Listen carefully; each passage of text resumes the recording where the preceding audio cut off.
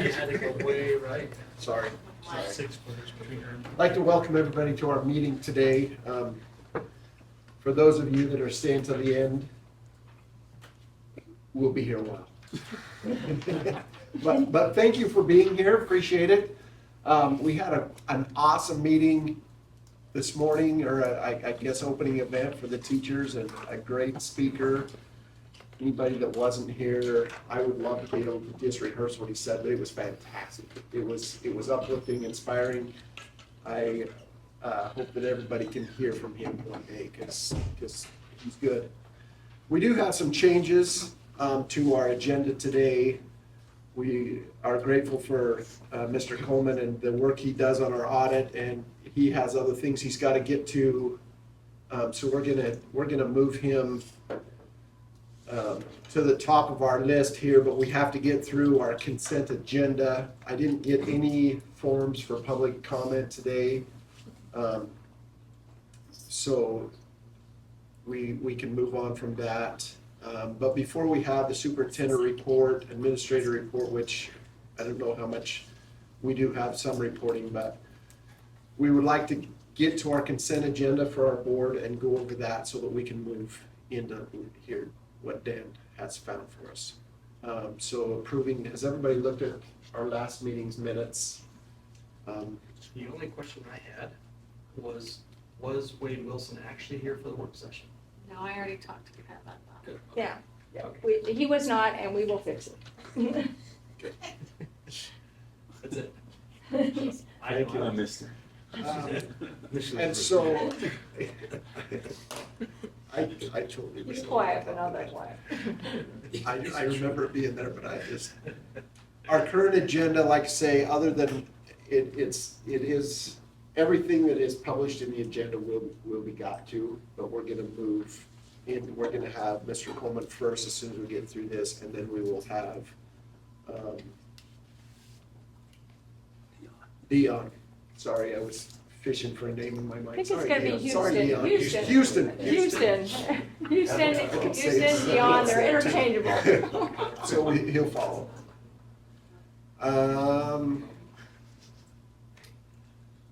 Retirements, resignations? Yes, sir. No resignations. No, sir. Yes, sir, no, sir, No, sir. Okay, 3 bags full. 3 bags full.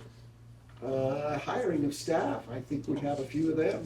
Yes, sir. And I must tell myself a little bit as I called Dr. Lynch up today. I said, "Oh my goodness, we haven't even got him hired yet." He's introducing his folks. So with that said, and Mrs. Price, please chime in if you'd like. Put a committee together. It was getting down to the wire, as you know. So thank God and thank you, Mr. Lynch, because as you know, Wall would have had to do it both, and it had been about day 90. I probably said I can't do it again. But so, what you anything to say about the interview process, the committee? We interviewed multiple people. Sure. And we were kind of excited about this opportunity. Kind of excited to have you here. And yeah, I don't know what That's more good. you want me to No, throw man, in you're on, good. but yeah, I think it'll be good.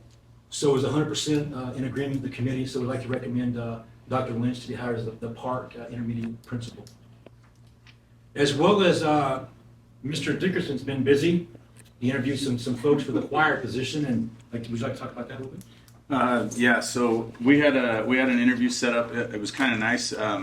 Right at the last, we ended up with more applications than I thought we were going to get. So we set up a process, went through that, and Mr. Nelson, Jeff Nelson, came to us and comes with a lot of experience, and hopefully can carry the torch of Mr. Turner, and that's a very important program to the high school. So it's crucial that we have a great candidate there to fill that. So it was nice that Jeff applied, and we'd like to recommend him for hire at the high school as well. That's all, Mr. Bush. Okay. Barb wants to do the financial report. Are you on, Barb? Can you hear? I am. Okay, so Mr. can you hear that? Do you want me to Oh, talk wait. about my other Oh, Hire? late hire, or no? who was that? Nikki. That was classified. Okay. You're okay with You're that? good. Okay, go ahead, Good Barb, job. I'm sorry. He's pretty good. I wanted to have everybody take a look fund report that's in your packet. It does represent the FY25 budget. And you'll see that there's a couple of line items that were already over the 8.3% that we would be if we were tracking along for 1/12 of the expenditures each month. But there's a reason for each one of those. The alternative school is, of course, our summer school program. So the 55% of that budget being spent right now is expected. Another one that I'd like to bring your attention to is the books and periodicals at 5,148% of the budget. We had budgeted for the math curriculum for K-5 to be purchased in last year's budget, but then with the legislative action that took place in June, they had a $50,000 grant available to us. So I visited with Mr. Doolin and we chose to wait to pay that bill until this year. So our year-end carryover balance was that dollar amount more than what we had anticipated at the end of last year. And we paid the math curriculum in this fiscal year because we received $50,000 grant for that. And then the other thing that you'll see on here is the Board of Trustees expense at 65%. That is the ISBA membership dues, so that's an expected overage at this point. And the other one is all the work that happens on our buildings over the summer. So you'll see we're at 25% of our budget for that line item. So all things do look a little skewed right now, but all of that is expected and by design. Front loading some of those expenditures for the year. Okay, so just so you're aware, we appreciate that it's not opening for any of us, but we'll. Yeah, we'll see that. I had to completely log Mine out just of opened. it. I don't know what happened. I refreshed, but I refreshed too. I'm just not doing anything. But I appreciate that report. We're struggling with our assembly. I don't know what happened, if their site went down or what, but we're having trouble getting into it. Interesting. Okay. But you did great, Barb. Thank you. Hey Barb, you better be catching a fish. She is. And she's sending me pictures. Barb's in Alaska I'm fishing. ready for the date, so that's why I'm available for the call. Oh dear. All right, well, now I am struggling. I'm gonna log. now I can't get back even to my agenda, so help me out. I can't get in there either. I got the Okay, agenda, I just can't click into anything. thank you. So anything else, anybody have any questions on the financial report? Okay, there's probably gonna be more. Any bills? that- There are bills that were loaded on, and did you have any questions? That's what, that was No, my there weren't question. any of them. Okay, It's gone. Sorry. yeah, nope, that's fine. It got us to the consent agenda. So that is the end of our consent agenda, so I would entertain a motion for us, in order for us to move. I make a motion that we accept the consent agenda as proposed, including the hirings. I second that. Okay, motion has been made and seconded to approve the consent agenda as written. All those in favor? Aye. It's unanimous.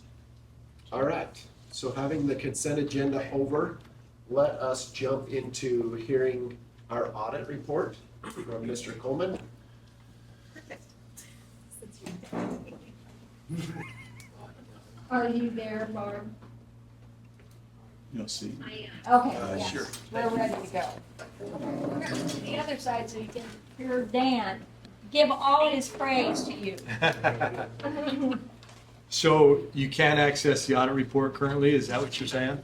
Yeah. It's okay, we'll go through it, and I think it's easy enough to understand, but we'll just go through it, and then if you guys have questions, we just answer those at the end of the presentation. So as I come out to do the audit, I'm basically looking at the school's finances just to make sure that everything is accurate there, and verifying account balances, all that good stuff. Throughout the audit process, everything checked out great. Weiser has always been in good hands with the finances. Kyla worked on the books for many years, and then this last year you guys picked up Barbara Choate out of Payette. Both of them are probably, a couple of the top business managers that I work with. Very, very good understanding of school finance and accounting. And so you guys are in really good shape having them work for you. And that's been nice because a lot of schools struggle finding good people to take care of the finances. But I'll go through some of the highlights of this last year's performance for the school, and then I'll open it up for questions at the end. 3 reports that I'll mention briefly. Pages 1 through 4 is the Auditor's Report. So formally, I express an opinion on the financial statements. There's 3 different opinions that I can give. I've issued an unmodified opinion, which is the best that I can give for the school. It means that the financial information is accurate. So one good thing for you guys as a board, every month you get financial information, and it's current and relevant and accurate. Some schools, they go the whole year and they don't understand where their finances are at, believe it or not. So yeah, good shape there. I also look at internal controls and compliance. So accounting theory says we should have a segregation of duties and everybody reviewing everybody else's work. So I have a list of internal controls that I would like to see for the school to be doing.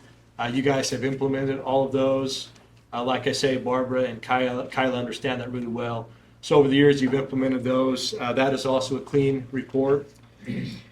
And then a third report, when a school spends over $750,000 of federal money, it requires an additional audit.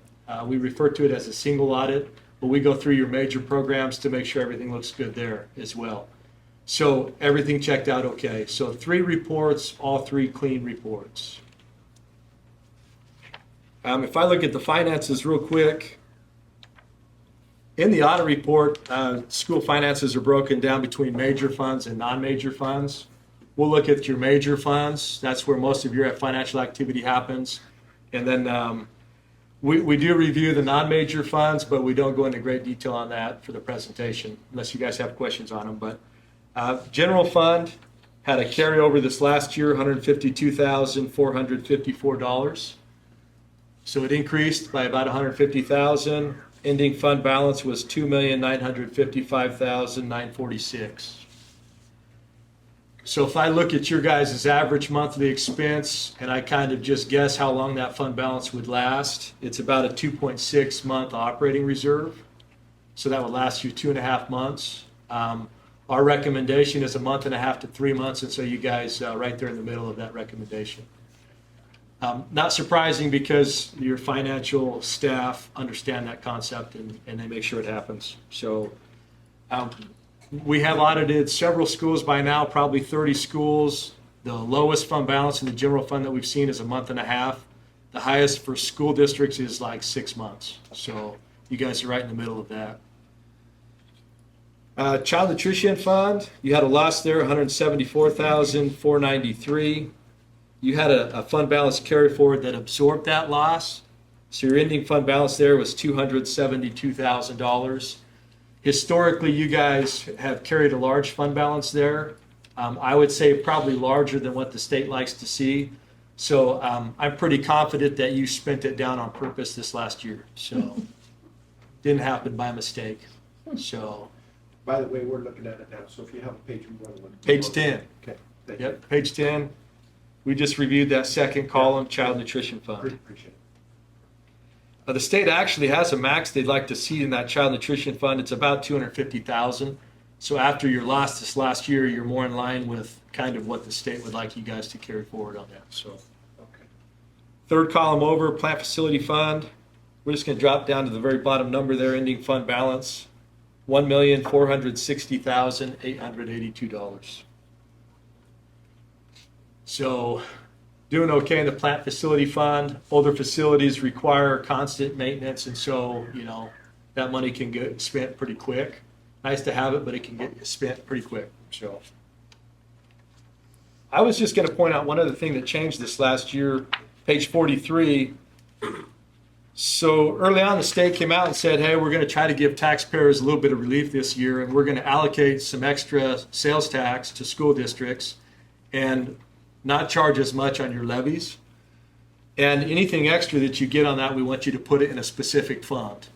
On page 43, that school district facilities fund, that's where that money went. And so very bottom number, ending fund balance, $114,393 was left in that fund. But state requirement to add that this year, and they wanted to track how much extra sales tax they paid out to schools in that separate fund. So.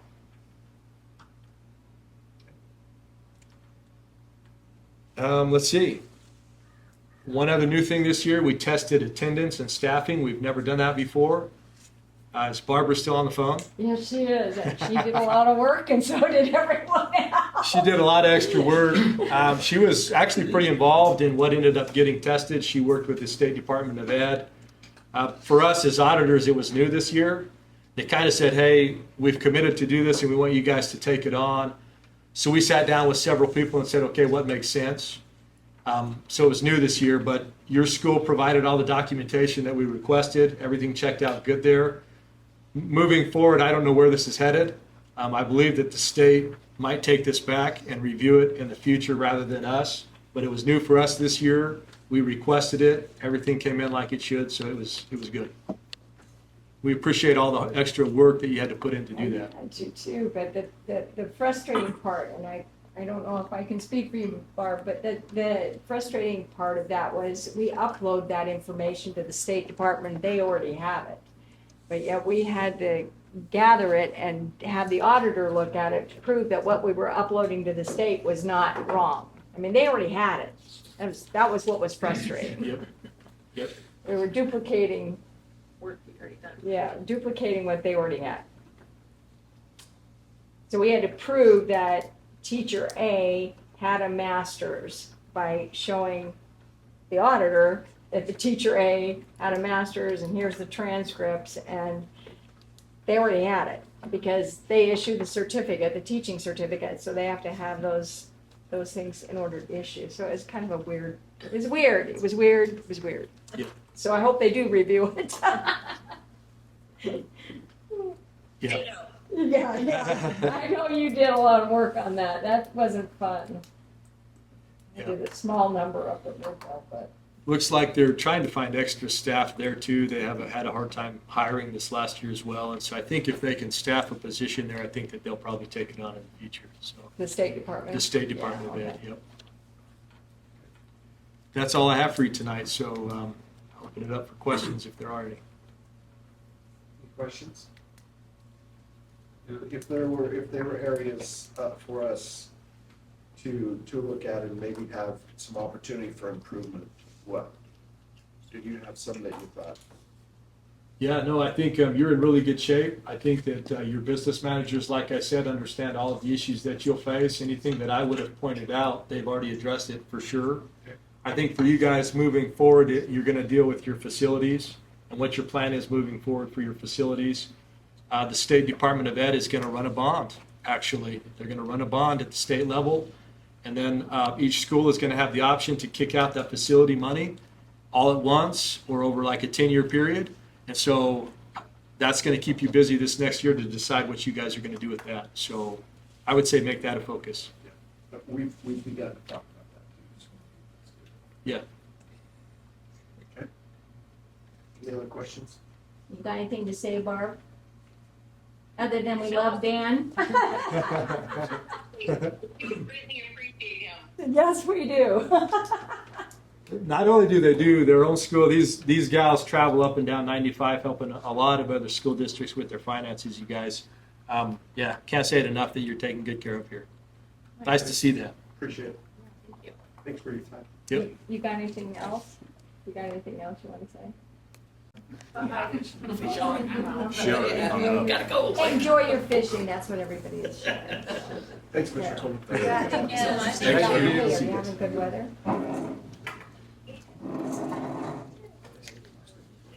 Oh, how fun. Okay. Well, you Kyla, take tell care. Barb, thank you for work. Oh, thank you.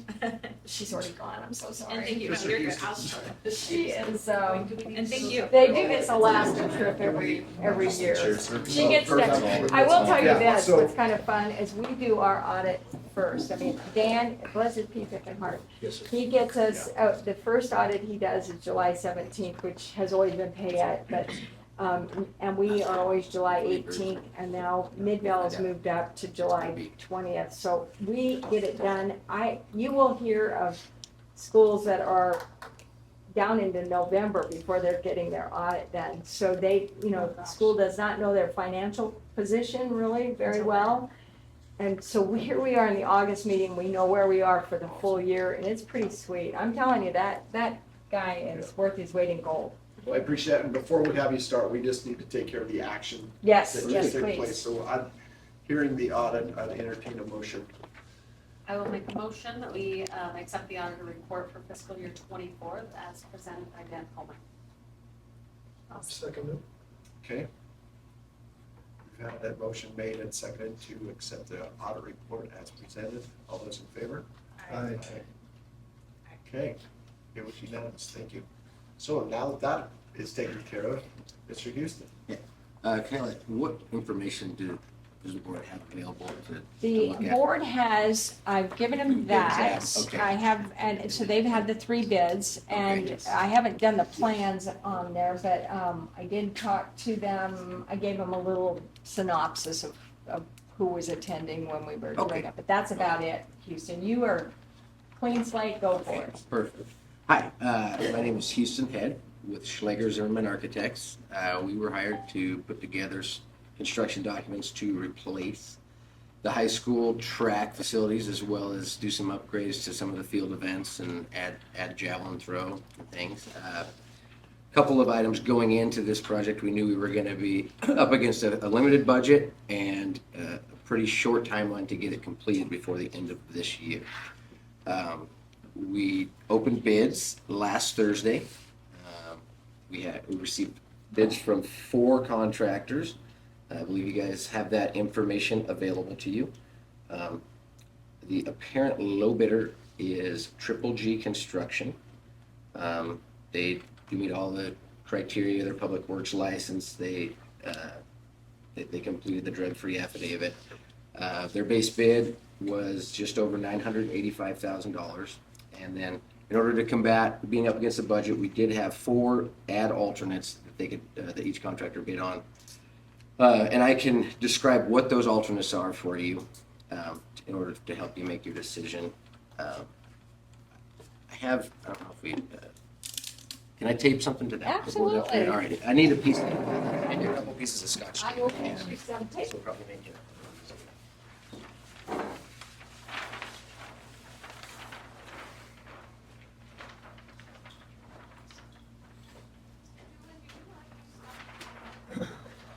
Did she say something to, Oh, you, not your Tuss.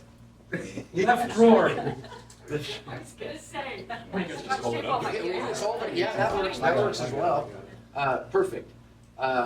So the base bid is this entire, everything that's shaded this gray color, basically.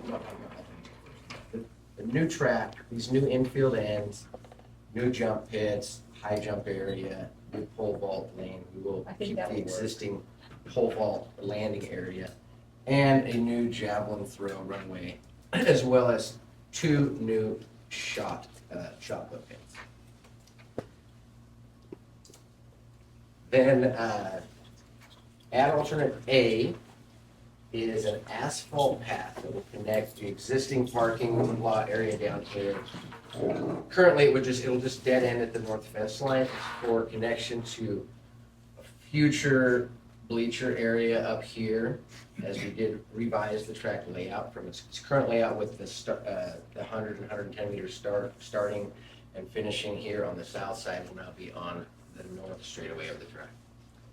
Alternate B and C are related to concrete curbs on the inside and outside of the asphalt area.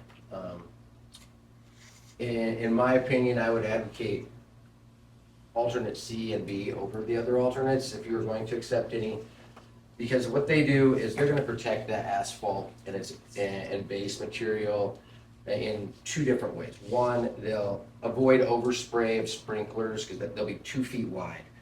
So your sprinklers can probably not spray as much on the track surface, which will prolong slide. As well as when mowers are crossing over, it's going to be a lot easier than driving on an asphalt edge. And it also just provides 2 fixed concrete edges for the asphalt to stay within and not want to slough off. So that's alternate B, which is for just the inside perimeter of the track, and alternate C is to add an outside curve.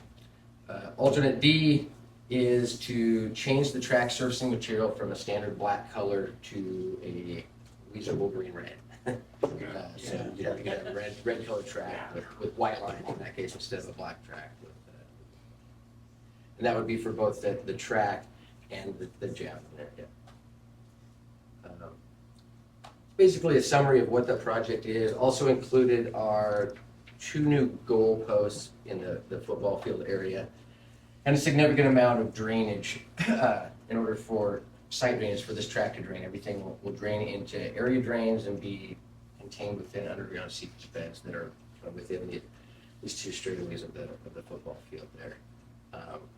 There will be new sod and irrigation systems on the west area. This will be new sod irrigation, and you'll get new irrigation in that south lawn area. It's currently served by a manual sprinkler, and this is also manual. They are underground permanent sprinklers, but it'll be upgraded to automatic timer controlled sprinklers. Does anybody have any questions about the scope of the project or?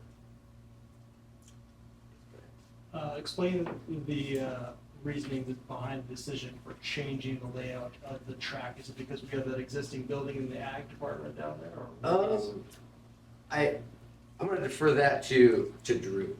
Yeah, so currently right now, where our finish line is, there is a perimeter fence that goes behind our ag shop, and it's pretty dangerous right there because our finish line ends right at the corner of that, and so a lot of times kids are falling down or something in that area, and so we thought it would be better to move it to the other side. And then where our current track, where our current bleachers are right now, the finish line is way down from you, so you can't actually see it. And so that is the thought, to move the finish line up above and put bleachers up there to where our fans can access that and watch from right there. Yep. So that fence line that we currently have outside of the track, is that going to be moved out then? So not the fence that is behind our ag shop currently. No, correct. But the fence that goes, the fence that goes right where that green strip is that runs to the softball field. Yeah. That portion will come down, and we can take some of that and the fence that runs along the north side of the track, and we will move that to close in part of the top side. We'll try to save all of that and close in the top 9 acres to complete the fence that we've. If at alternate A is accepted, that the fence will be removed. This outfield fencing will remain, but right there, this straightaway will go away, and they'll have a new, essentially controlled entrance here with gates. There will be a small section of retaining wall. The grade drops significantly down into this parking lot, so this will be a bit of a ramp surface with retaining wall each side for the first 48 feet or so. Then it'll just be an asphalt path going to there. Like you said, you could reuse this fencing material. Contractor would definitely salvage that for you if you wanted to reuse that. On alternate B, so under the base bid, there is an inside concrete curb. It's only 8 inches wide. That's definitely the most critical area to have protection for the asphalt is on the inside edge, the lower edge, where all the water is draining off the track surface and into the infield, so you want to protect from erosion there. So there is an 8-inch curb there.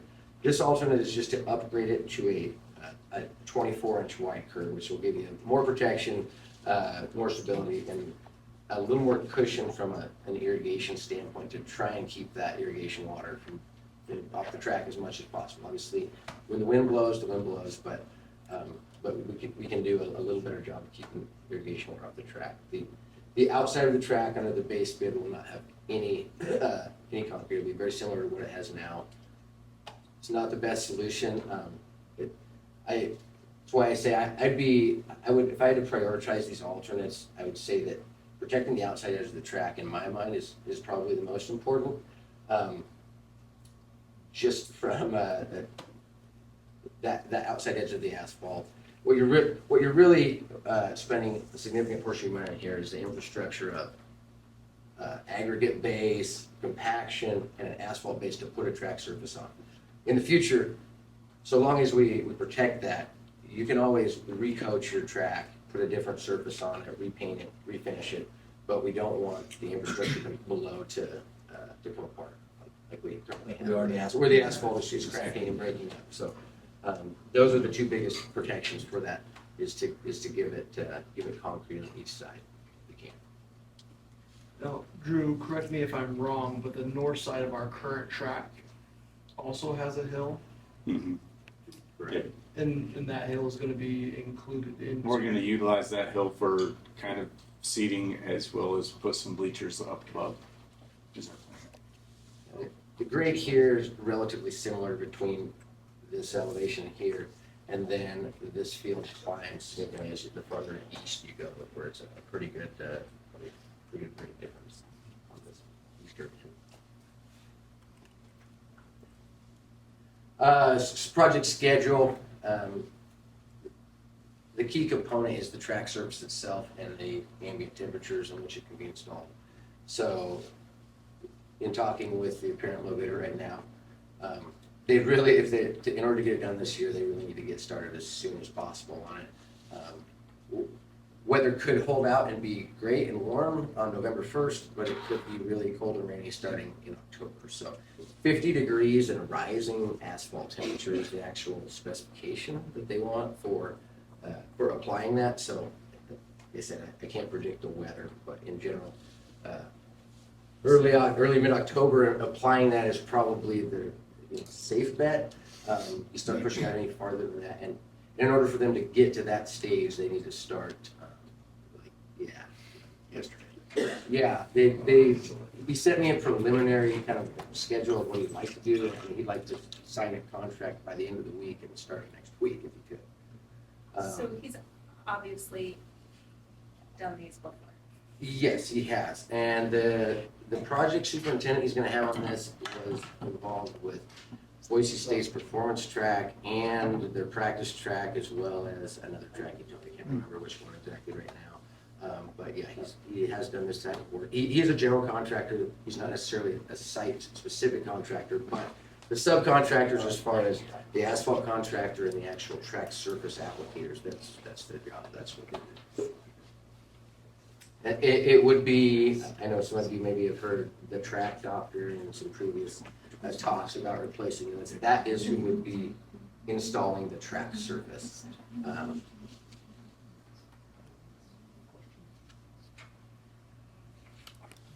From a yard standpoint, do we have any concerns on 8-inch curbing on the inside versus a 24-inch curbing? Absolutely, 24 would definitely be better for us. Like you said, we can't control the wind, but I mean, we all also, over, but, sorry. well, we also need to think about children play with things constantly. We fight our sprinklers being turned all the time.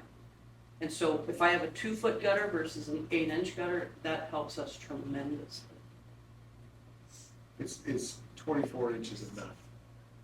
Yeah. Do we have room for, like, if you would go to 36 inch? I'm just, No. no room. If I may, we're putting new goalposts here for a football field. I don't know what the future intent of this field is with new goalposts, but we're already really encroaching on the sidelines and the end lines of that. We're looking at maybe, like, if you do this alternative, I want to say it's only about 9 feet from the end line of the end zone until you would touch the curb, which, I mean, that's really kind of down to what they want, what you'd really prefer for an overrun area at the back of the end zone. Not that that's going to trip a football receiver, but it would be better to have some more grass. I would not want to go much closer to the end line of the end. Houston, Mr. Bush, if I could, I'd like to ask Drew and/or Bo, we're only going to do this one time. So I'd like to ask the users, if I could, what do you think's the best way ahead? What do you think A, B, C, D is this? Well, in my opinion, I think I think that all of the alternates that we did are for a specific reason. You know, the it's like they said, if we would have had maybe a better base when we originally put the track in, the concrete or the pavement might be in better shape, and we would just have to put a new top on it, which would save us money. Unfortunately, at the time, we didn't have enough money, so we did the best we could at the time. And now we're having to go in and do a bunch of additional work because of that. So I don't think we cut any corners with something that's huge, sport in our school and provides for a lot of kids. So I think it'll be really nice. There's a couple things that we've added in there. You can see there are 2 shot put pits that have kind of been redesigned a little bit. Those are, it gives us an opportunity to run 2 heats at once for shot put because there are a lot of shot putters out there. And so that's going to be really nice for our track kids. And then on the other end, we have the ability to have 2 jumpers at once running the lanes instead of just one like we've had in the past. So that's going to be really beneficial. And then that strip up at the top, the javelin, that's new this year. We're probably one of a very few amount of schools that are going to put a runway in. But that's the direction that it's headed. So I just think that we go and do those right now while we're at it instead of trying to come back later and fix those up. So, Bo, do you have anything to add to that? Not really, the only thing I want to tell you as athletic director is, if you go into our gym and you look up on the wall, we have a lot of state championships there. And going forward, this is just something that we're telling the community, and the people in the past who won the state titles, and then once this year or next year, we're going to win that we definitely, we're looking out for them. So you guys got to make that decision, right? I want everything, of course, but I'm not in charge of that. And so, but that's just my take on it. Like, I don't know, we sent a track team to, where we sent them to South Dakota in the 30s or something, and they flew. We've been, Dave could probably come on that, but, our track team. He knows the history. I was on the team. 87 years old. It wasn't the baseball team. No, it was the baseball team. Dad wasn't playing. But anyways, yeah, this is a wonderful thing. And I just, when this is said and done, Houston's done a great job. Drew and I kind of got the plans late and adjusted some stuff, and he's done a wonderful job. I just want to let you guys know that on record. So, The one thing I want to add is the alternate A, Houston, if you would. That right there, we went ahead and asked them to include that in this bid because if we get to the point where we put the field house in, we're going to have to do that anyway. And so I just thought that when the pavers are there to do the paving, pave it all, that everything we need paved at once. And so that's technically probably more of a field house piece. But I thought it would be better when they mobilized to pave the track to pave that at the same time to cut down on costs that way. So, and is the idea there, you mentioned like that kind of being the funnel, the entrance, right? So then you could collect money there and all of that, right? And would that, I don't know, would that eventually be for baseball as well? Well, future, I don't know. I don't want to speak too early on that, but we have some room up there to do some different things in the future for sure. Yeah. I could respond on that. We're planning on putting a gate of the fence all around the 9 acres, right at the top. And yes, that will be our entry point for softball as well. So I'm telling you right now, we're missing gate in the springtime on softball, track, baseball. And so that you are absolutely 100% correct. Yep. And Mrs. Williams, that on alternate A, when the field house is built, our plan for the field house is to be right there where the light is. The concession stand is on the northeast corner, so it would be right there on the pavement, so that people could walk to the event, walk right by the concession stand, and then to seating. So. And the bathrooms are there. And the bathrooms are right there and everything. So that's the thought. Can I ask about the javelin? Growing. Does that infringe on the soccer field at all? Yes. Does that affect It's it? for, it really won't. So, and hard to see here, but what I do have in there for the contractor to do, because javelins get thrown a very long ways. There'd be a lot of layout each time. They will put little aluminum survey markers out in the field area that should be pretty easily locatable, either with the eye or with the metal detector, so that that can be set up. So I believe these are just going to be painted. So yes, it will potentially infringe on the soccer field a little bit. I don't know the extent that those lines are going to have to be painted all the way out there.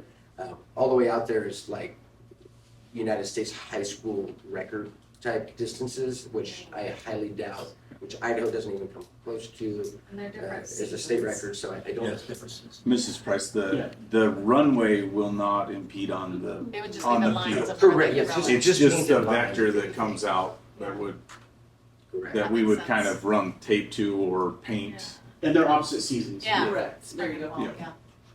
And I don't know if I should mention, but I am in the middle of a committee of people that are writing a grant for the asphalts, the runway asphalt, that green there, and then to get it going across and for the bleachers that are gonna be up there. So my plan is, it's pretty, anyway, it's due September 5th, so we'll see, but that's another avenue, but you might as well put that in. Who knows how much that's gonna cost to get the cement pad for the bleachers and that, but that is our intent to get that. And I'm gonna seek out more grants if we don't win that one. This doesn't include the bleachers at all. Not at all. We have, we currently have 3 sets of bleachers there, and they're in pretty rough shape. They were We'd moved want from the to- football field probably in the 60s. We'd want to replace those, They're a little rough. yeah. So, and it would actually be really nice because we have to move the bleachers from the soccer field all the way around Right. to the other side. So it'd be really nice just to kind of turn them around and put them on this side above the tracks. Some other notes just from a construction standpoint.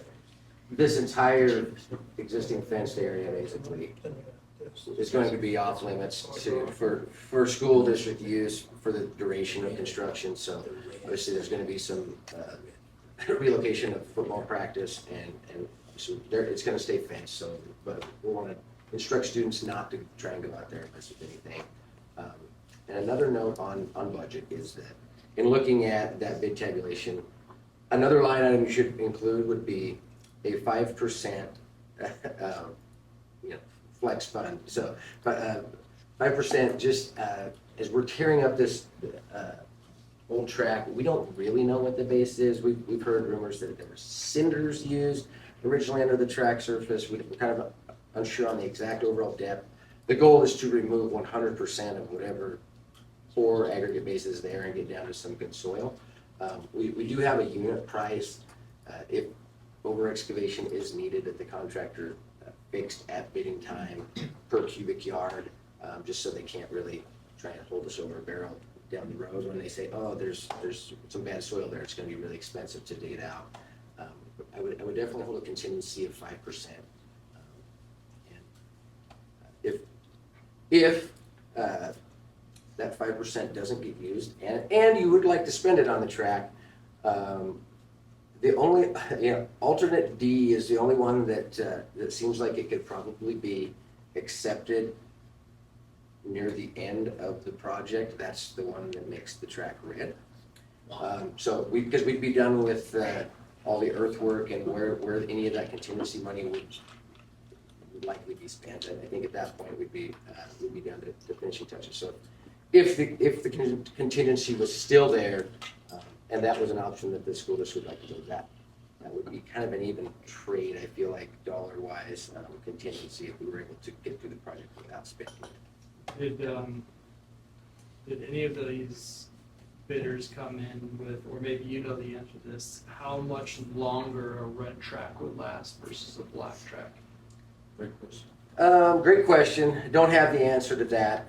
I can only tell you that the red track surface is actually a slightly better product from the track material that we're specifying.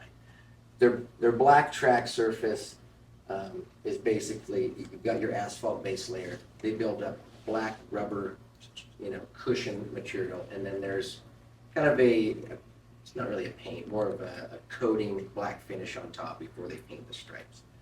Very similar process with the red one, but they start with a black base layer, and then they do add a small layer of colored rubber granules, so that even as the coating on top were to wear or get damaged by an errant shot foot throw or something of that nature, and just foot traffic, you're not seeing black underneath it. You'd see red rubber that if you went through the surface. As far as like chalking or fading, I can't really attest to how much longevity of the track. I don't think it's going to be any longer before you have to resurface it. I can't attest to what it would look like from an aesthetic standpoint. Yes, sir. They did tell us that, because we were worried about it turning pink, Yeah. right? And he assured us that it will not fade. Yeah, he said it'll stay red. And we have plans, the lines, they'll run the lines in FHS, but then we're gonna put in, the exchange lanes as well.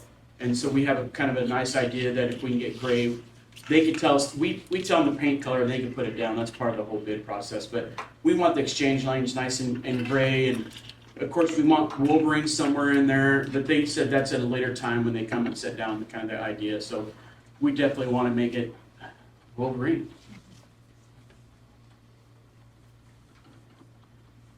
Of the entire construction cost, the actual track surface is about $200,000 so like I said, the real investment you want to protect, which is the asphalt and the base and all the prep work to making that. The track surface will come with a 5-year warranty with a reasonable expected 8 to 10 year life. And by that I don't mean it's going to fall apart at 10 years. I mean that it's going to start degrading at 10 years. You could probably use it for significantly longer, but that's its projected life. Resurface it.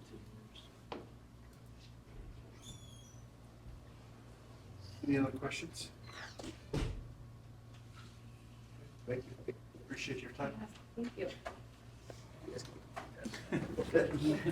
I'm keeping it. He said so.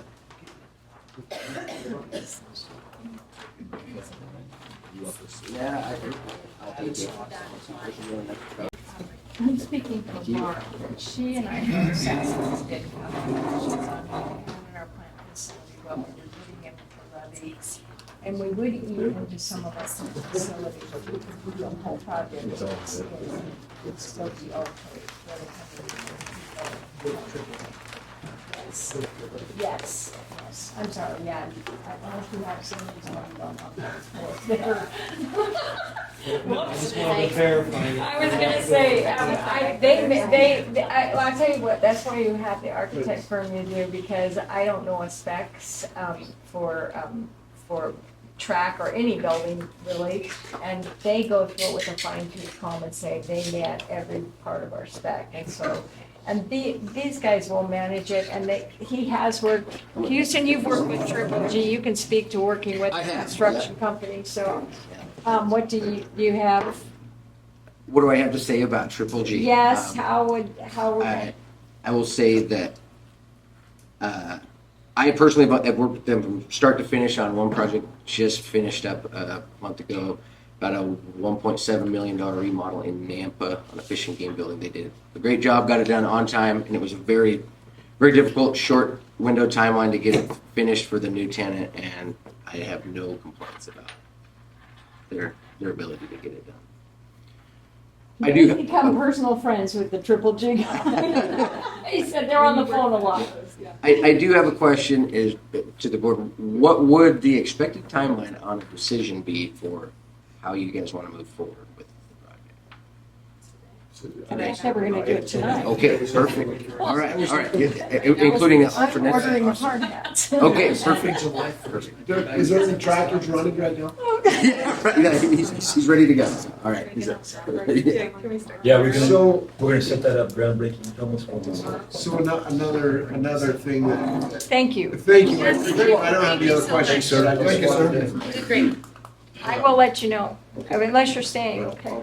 We'll talk about this. Is there any other questions? Did everybody hear, Kyla gave us some information just a minute ago about the options and what's in the budget. Kyla, would you, just one more time, would you just repeat Well, what you? Barb and I sat down, when we had the budget opening, or when we had the bid opening, we sat down and I went, oh my goodness, so we kind of wanted, I mean, honestly, A, B, C, and D, very attractive. We looked at it, we said, you know what, we are pretty healthy in our plant facility levy, we could afford those options. We are coming in a little bit higher than our 800,000 with the constituents, but altogether, it's gonna be about 1.2, so basically our community is sponsoring that track for 800,000, but the school districts could put in the 400,000 gap, that would be the difference. So we're putting in 1/3 of the 2/3 to make the whole project. And yeah, you could do it, and we've got the funds to do it now. So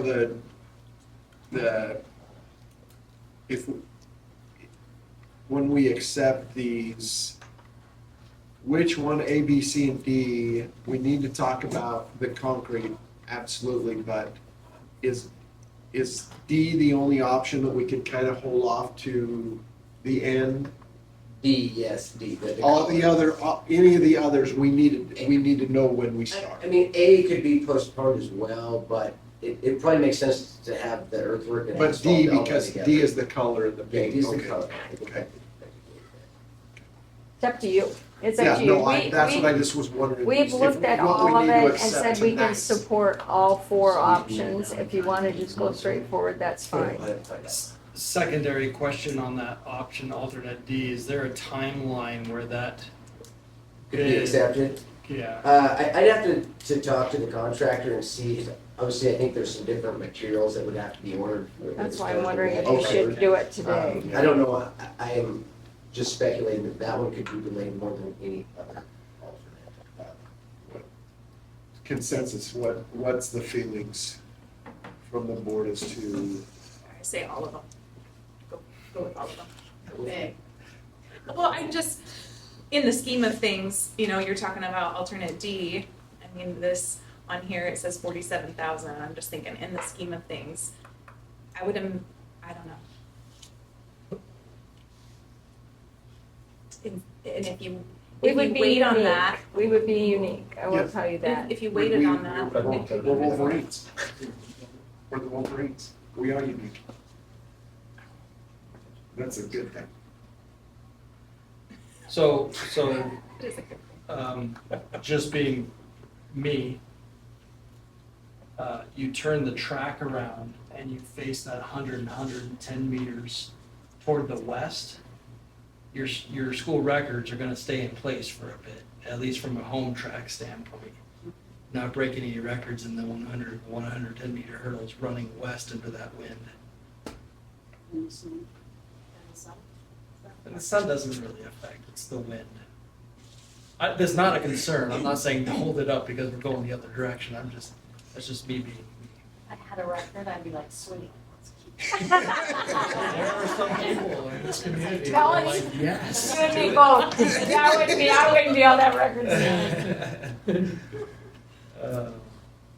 But from a safety It makes standpoint, sense. that is, 100%. that's the reason, that's, And, That was a and, good and call. from a That's the only spectating reason. standpoint, I can tell you right now, I have fought that fence line for the last 3 years. And seeing it switch around is like, yes. Well, thank we've you. had some close calls Near and some miss. injuries on that corner there, so.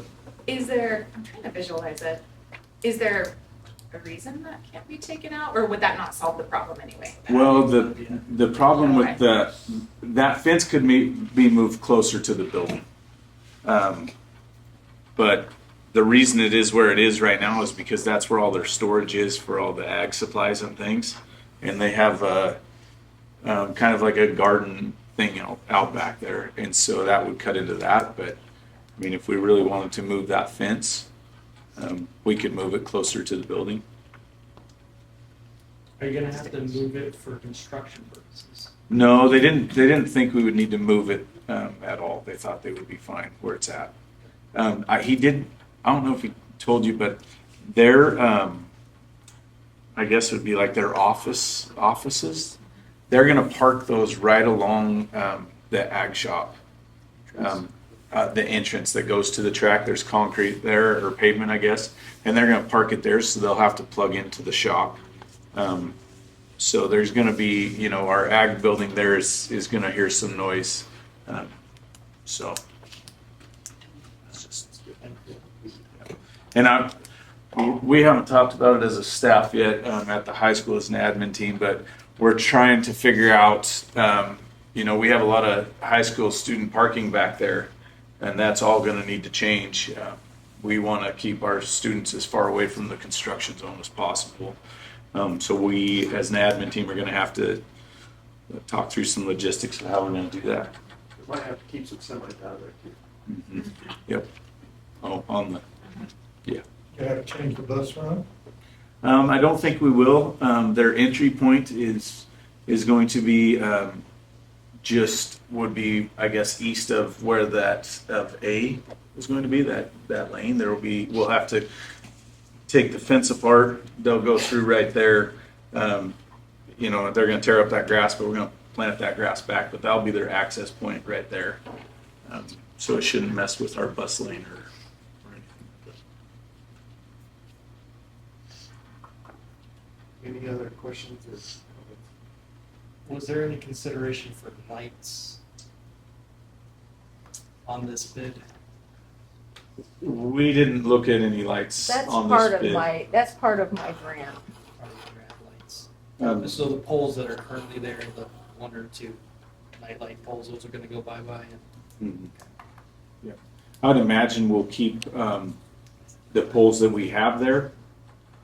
Because we have them there, we'll keep them there. We have a lot of community members that walk it at night. And so it's nice to have some light out there for them. I think there are 2 existing poles up there, and they are to remain. Their contractors has to keep them in place. I run it at night. So. I do not. So you're Tennessee, so you want lights. Yeah, That's we're- right. Less lights, the less visible I am. But that's for everybody. That's what I'm saying. I got one little comment, just looking at it, and just thinking about it. Being a long time rancher and farmer, pretty hard to make a profit with broken down equipment all the time. And I see this as an improvement to where you're gonna be able to, your gates, increase your gate and stuff. I just think it's a good idea. Yeah, especially since we run 3 track meets a year out of our high school. That's a considerable amount of income for our athletic department if we were able to gate that off and charge for.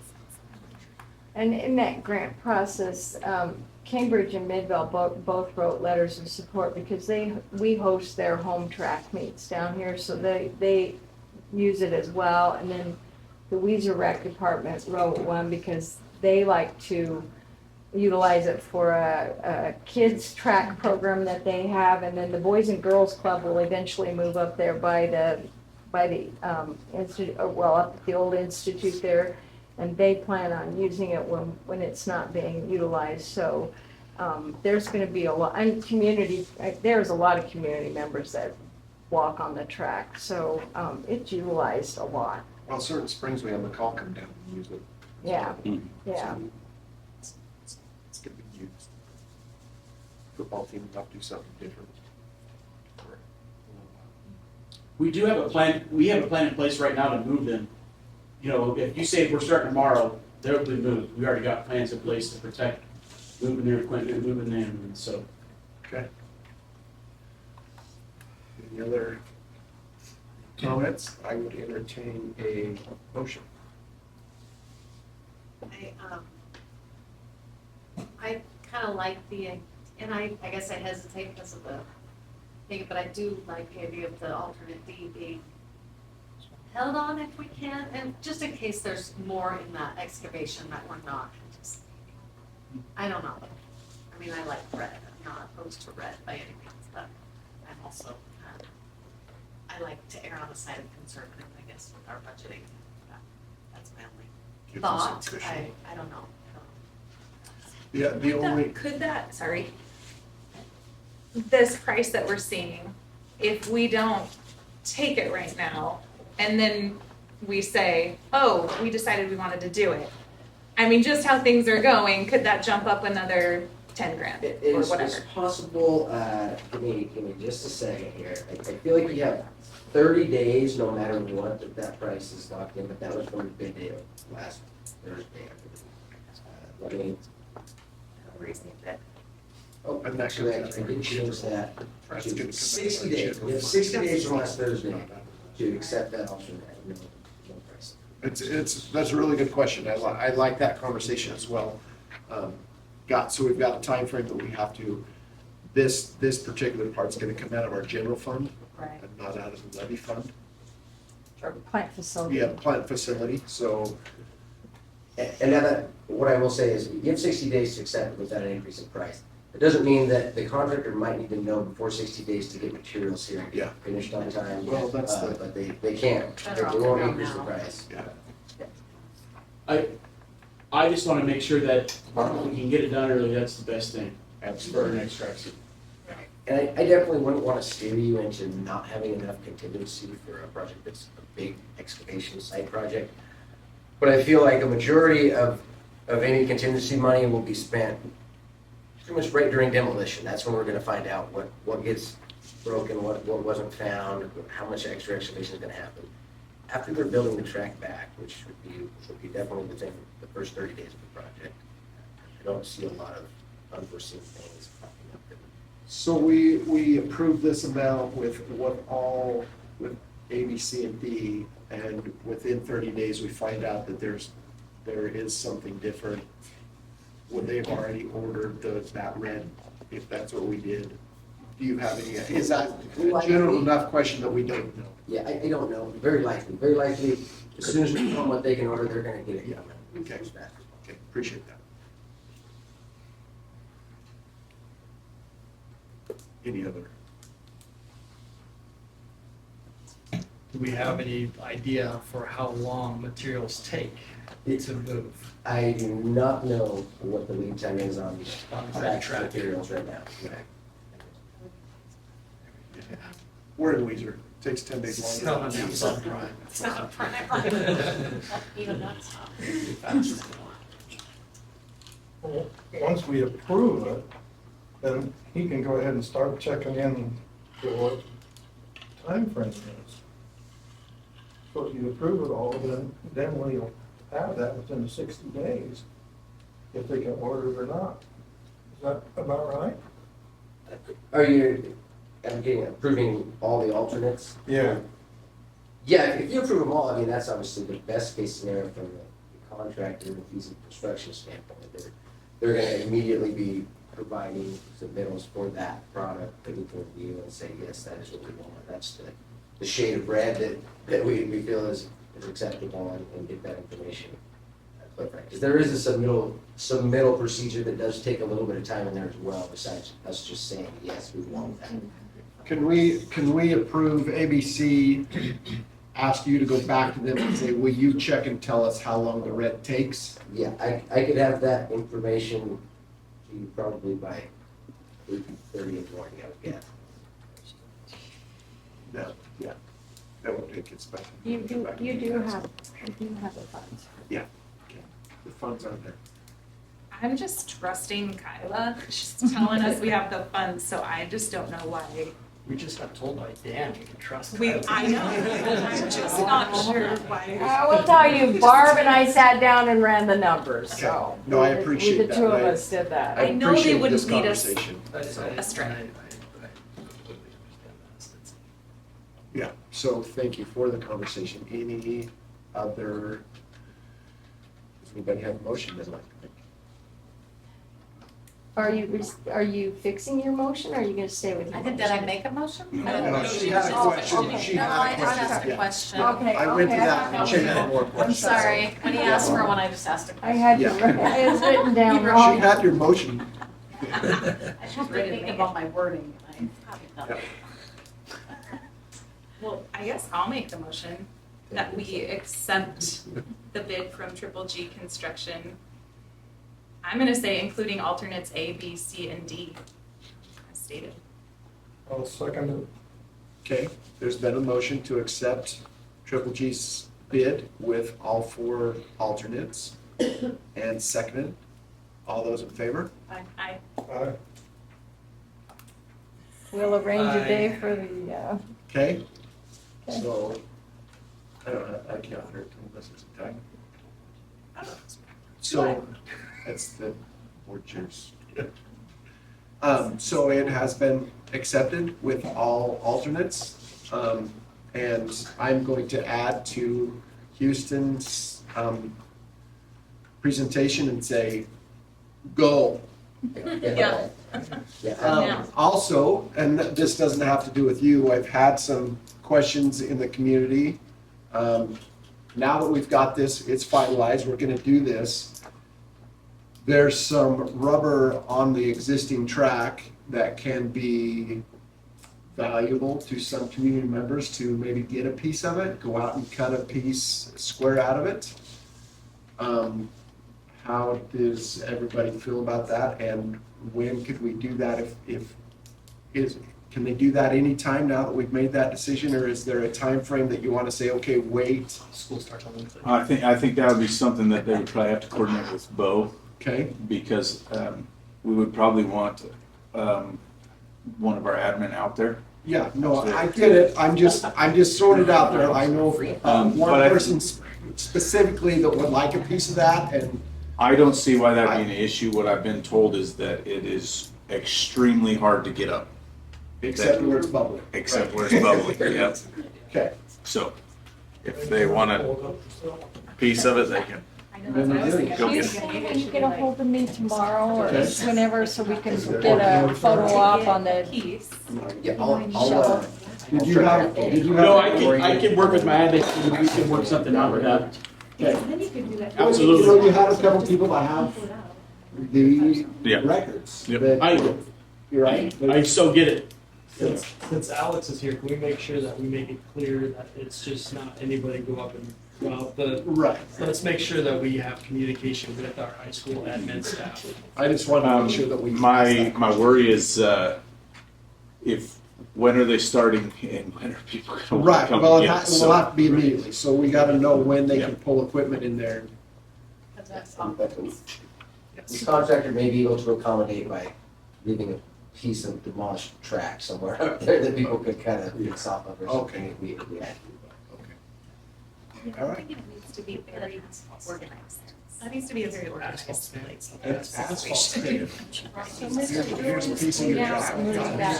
Fundraising right That's there. what I think. I'm like, why don't we That might auction cost some pieces money. off? Sure. Fundraising. Today, Great tonight, idea. Okay, Yeah. all right. Thank you. Thank you for your presentations. Yeah, thank you, Houston. Bo, Thank you. Thanks both. Drew, Thank you. thanks for helping us. Thank you. Thanks, guys. I gotta go back and figure out where I'm at. We're going back up to reports, please. Can you start that? Okay, let's do, so we're gonna go back, Mr. Doolin. Yes, sir. You ready? Bang. Great stuff, good stuff. Hey, before I get started on my report, I'd like to give some opportunities, and I'll tell you what's gonna happen if I could with what my directors or our newly assigned curriculum coach, Danielle Hunt.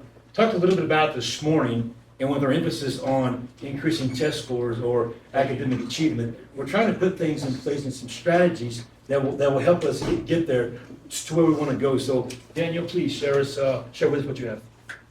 Stand or we'll be good. Can the camera see you? He's here.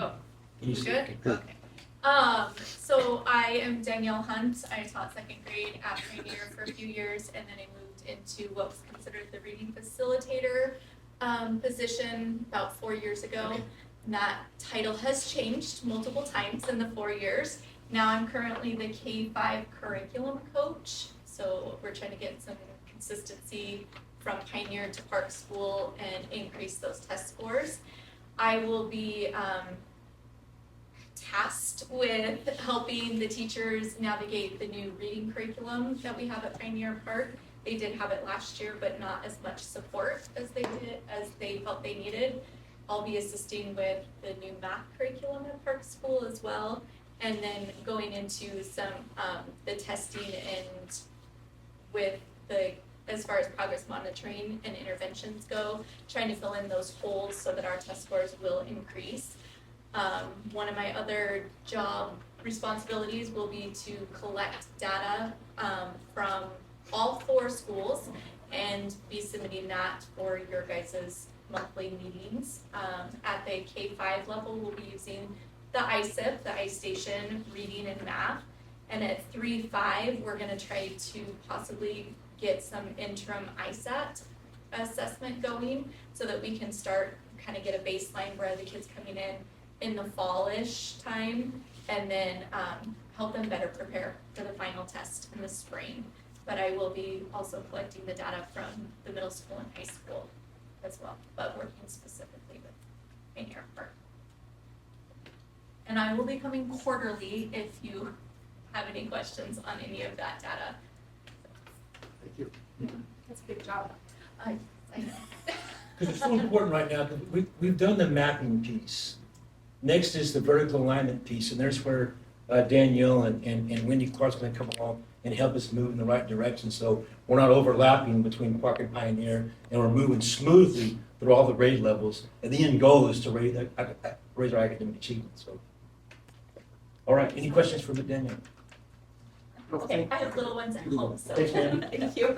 Thank you. Moving right on down the line, there was a question asked of me by you via Mrs. Williams to talk a little bit about the berm area or the 9 acres tree area.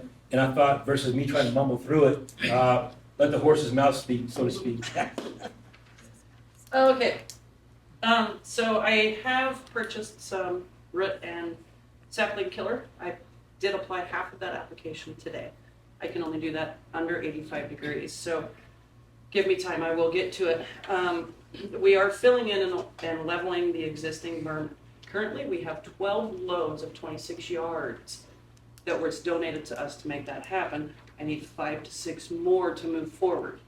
I have J.R. Baumgartner on that, but I can't promise when that's gonna happen. The dirt is, again, free, so this helps us tremendously cost-wise. Also, we do have good topsoil coming, that is coming from a local project. Approximately 3 weeks will be the next dig on that said property, which is the O'Reilly's out by Weimart. It will go on top, that's where we're gonna start seeding and then go from there. And then next I have to extend water lines and electricity because we would like to get electricity for all scoreboards, for the soccer fields, so forth, whatever we end up doing out there. So that'll all go.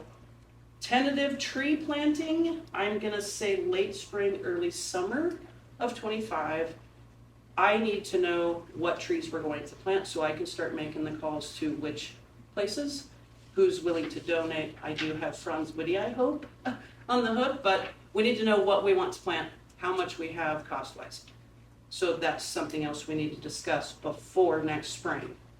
And then, of course, them planting, us planting, time, what I have, what my staff and team have. So fence installation will move forward as soon as I get the berm leveled and cleared. I'm not waiting for topsoil because I would like to get that done before our first soccer game, August 28th. I do not know if I can make that happen. I'm gonna try, I'm shooting for that. Of course, dependent on the dirt. Another, Treasure Valley Farms is holding on to what dirt we do know is available, but JR is gonna try and get us 5 to 6 more loads is all I need. I do need to say a special thank you to Brad Johnson, Daniel Field, for removing 3 very large stumps. They did not charge us, they made their own arrangements. Those had to be done to make this project move forward, period. The other one is J.R. Baumgartner for delivering all of this, also free of charge. Excuse me, no truck fee, no nothing. This is 100% free.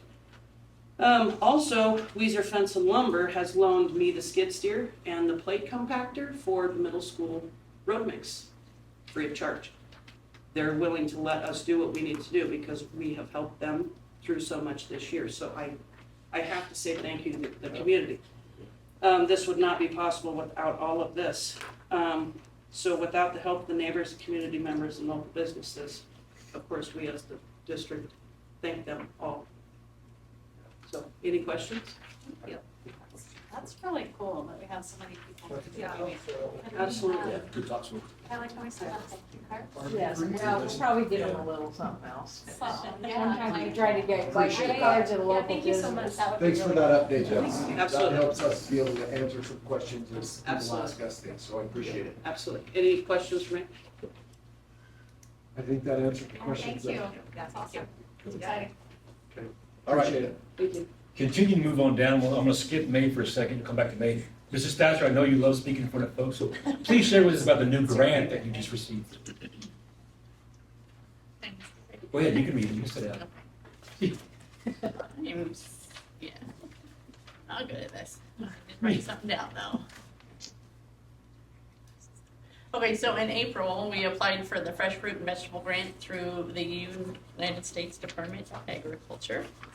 The fresh fruit and vegetable program is for kids in 1st through 6th grade.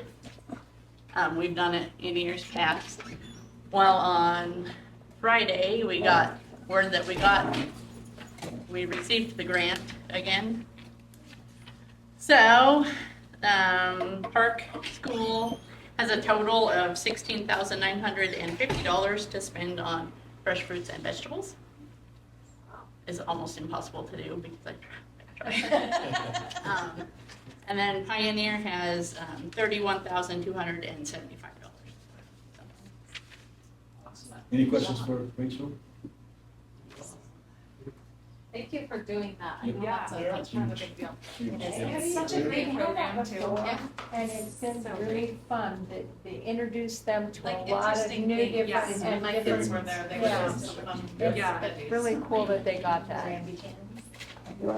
Okay, thank you, ma'am. Moving right on down the line, sped. You want me to go ahead and go next? Do you want me to go ahead and speak to this or just? Just broad brush stroke. Okay, so Angie Halverson, Special Education Director, difficult time speaking just a little bit. No, just to just to give you a heads up, we ended the year in a very wonderful place. We finalized all of our IEPs before the middle of June, so I'm super excited about that. And I just have to already give kudos to our teachers because they did use, we do have some extended contract days for our special education teachers, so they can get busy before everybody else comes back. And I already have like 5 IEPs to review tomorrow. So loving that they are just hitting the ground running and getting busy. So I'm just really excited about our learning progression as a special education team in our district and being able to help our kids. Usually we would take this time in the August board meeting to approve the special education manual for the year. However, the State Board of Education is looking at some updates that are kind of emergency sort of updates as a result of the federal audit that was done, or the state audit that was done by the Fed, by OSEP last year. And those won't go before the State Board of Education until August 21st. So kind of the broad stroke is that in part of our OSEP audit, we learned that our criteria for determining whether or not students were eligible with a specific learning disability was a little bit tighter than maybe what the feds had in mind in IDEA. And so that there will be some changes to that. We'll need to go back and review any of our kids who were found not eligible for services under specific learning disability last year to make sure that we didn't miss out on something because of this kind of influx piece. So we'll be busy doing that after August 21st, and then in the September board meeting we'll be coming to you asking you to take a look at those changes and adopt the current special education manual for us to function within. But those changes are going to be really big as far as specific learning disability goes. Typically that's a pretty primary eligibility for students to receive services. And what OSEP noticed in Idaho is that we had not as many kids with specific learning disability as we did with maybe other health impairments.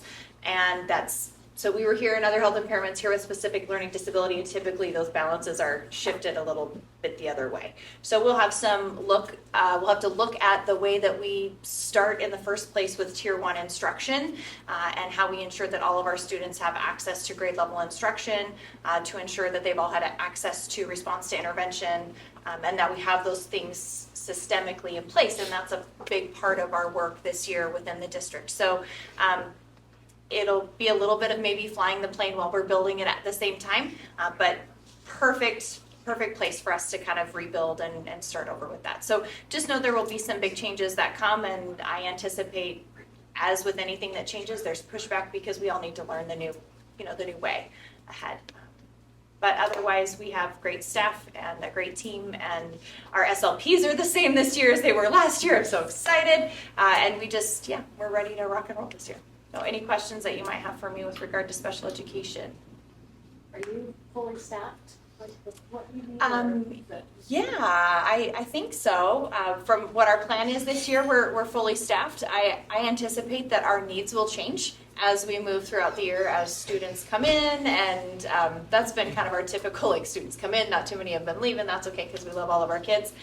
So there may be some needs as things roll out, but we're gonna let the dust settle and see which kiddos we have in our buildings, and we'll relook at that probably within the first month of school to see where we are there, and then just continue to be up on that. The only other thing that I just want to share out that I'm really excited about with special education is that we're going to start a parent advisory council this year for special education. So our goal is to do some more education of our parents, and what better way to do that than to have parents who are willing to help parents. And so I have reached out to some families that have been pretty active in our special education department within the district, and Valerie and Steve Ruth have been willing to help me with this kind of project. And so when we have our federal programs audit coming up later in the month of August, or not audit, federal programs roundup coming up in August, they'll be there with me, and we'll just be really looking to wrap our arms around all parents so that we can help provide them some education in the special education process,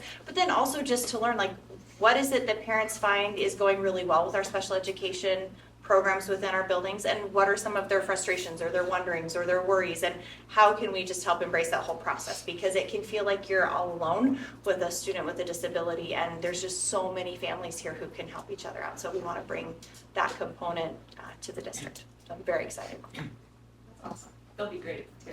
Yes. Yeah. Thank you. Okay, thanks. Thanks, ma'am. Briefly, Mrs. Clark shared with us about what's going to be posted on that backboard as of next month. So to start off with the data there, we're just pulling spring of 24 ISAT data. It's kind of our baseline. And then along with that, I pulled any targets for the different subjects, language arts, math, and science. I pulled any targets where we are above the proficiency standard. So we can, in keeping with the theme, these are what we are already knocking out of the ballpark, just so that verbiage is there. Then I'm thinking we can work with different teams to have them say, okay, well, where are we close to knocking it out of the ballpark? And then maybe what's one target, and then we can work vertically to align those and see where we are at. So that would be the data that's there. Questions on that? Okay. Thank you. You have to wait, it's your action items. Let me go real quick. So I don't want to, for the sake of time, but I think I want to give this some attention, because this is that 10-year plan we've discussed about sending to the state to secure that House Bill 521 money. Now, Barb told me today we're going to get approximately $5.6 million. And you're going to see as we go through this, we're going to be over. Just a spoiler alert, if you will. So, if you remember correctly, the state has asked us to look at our fair and look at our poor and bring everything up to good. You'll remember last year we brought Dr. Boucher in. He went around and did the very same thing. So we were able to use 80% of Dr. Boucher's documents as I put this plan together. The 20% that we didn't use, the state has asked us above and beyond what Dr. Bosser gave us. So I had to sit down with Eric and Matt, and we talked about the different things, and you'll see the quotes in a minute. But high school, it says a high school has a few, you guys can read this, but the big things are right here, poor. So you're going to see my recommendations at the very end, and I'm asking for your recommendations, and then we'll take what you wanted, what your recommendations are. We'll shoot it out to the community. We'll run a survey for two weeks. Then with that, I'll take what they say, talk to you again, and then we'll shoot it up. I'll turn it all into the state, and then we'll just sit back and wait on our money. All right. So here we go. Floor finishes. If you've been in the science department, Drew can attest to this. Buckled floors. It's buckled floors so bad that it's a tripping hazard. Lighting. They want us to be 100% LEDs. Lockers in the game gym are poor. Our parking lots need to be replaced in every school except Pioneer. So as we go through, you'll see that. And here's the fair items. Now you're going to see as we go through, we're probably going to spend $5.6 million, $5.7 million just on our poor items. So we're probably not going to get to a lot of our fair items. So here's where we've broken it down. For the floor, 60 grand. LED lighting, $5 grand, and you guys can read the rest. I want to point out this, $673,000, $343 for the parking lot. That's all around the high school. That's all the high school parking lot. Sprinkler system is fair because some areas don't have sprinkler systems or they're old. So in order to 900 grand to redo the sprinkler systems, 250,000 for the roof system. And you'll see my recommendation is going to center around our roofs and our pavement, the top two. Writing surfaces simply means whiteboards versus shower boards, which we all need whiteboards versus those little nasty shower boards. Well, there's your high school costs. Auxiliary gym, it's really good. All we need there is some lighting, some LED lights to the tune of $6,500. Ag shop, fire control sprinklers, there's none. Numerous things over here that are fair. But, like I said, we're going to run out of money fairly quickly when I start looking at the poor items. Again, $5.6 million, we're going to be good stewards of it, but it can't build us a new school. There's your fire control cost, 250 grand. There's your new roof system, 250 grand. Some plumbing work, some fixed equipment in the restroom, the things of that nature that are really old. Primary cooling source, they need some, right now they only have cooling source in the classroom, so they have none in the shop itself. $5,000 more for that if you want to go that route. The auto shop, primary cooling source, none, only in the classroom. Little concern right there, fire control sprinklers, none. Roof is old, and it goes on. Auto shop, $5,000. Fire control sprinklers, $275,000. Your roof, $75,000. Middle school. There's the poor items. There's the fair items. Probably can't do a lot with the foundations. Some tiles, not a big deal. Definitely need a new stage doors apparatus because they don't close completely. They don't open very well. They're just old and they need to be replaced to the tune of $50,000. So there's your lighting for the middle school to bring it up to 100% LED lights. There's your parking lot cost for the middle school, $16,794. Middle school gym.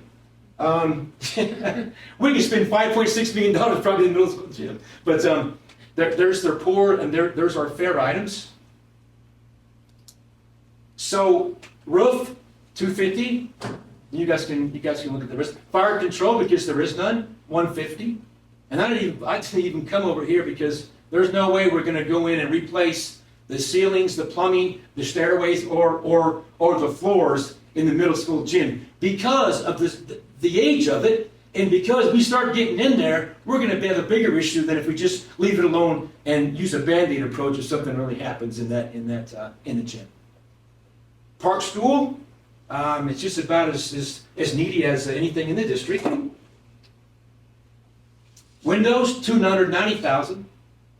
Floors, you guys can read that. Parking lot, $113,984. There's no way we could get 3 elevators put in Park School. We got marked down for that because there's no means of exit. It is what it is. It just is. There's your roof, $250. There's your sprinkler system. Some classrooms, as you know, don't have sprinkler systems because of the age. That's $500,000 for sprinkler systems. Park School Music Building, the outbuilding. Roof system, $250. Sprinkler system, $50. And these are just for poops and giggles, I guess, because we won't even get over here. Pioneer School, fire control, those sprinklers in the older section, LED lights, need LED lights. $500,000 for a fire control system, because they have none, in the older part of the school. $3,400 for new lights, LED. There's your roof cost. And again, writing surfaces are just to go get whiteboards throughout versus whiteboards mixed up with the shower boards that are old. Pioneer School Library Building needs a new roof. Sprinkler system, none. There's a price on that, $75 and $50. And then a few items over here for fair. Okay, now, last year, and maybe this year too, I don't know yet, Drew, I haven't pulled the numbers. We probably won't look at it until the fourth day being in school. But last year, we were 25 students from teaching class in gymnasiums.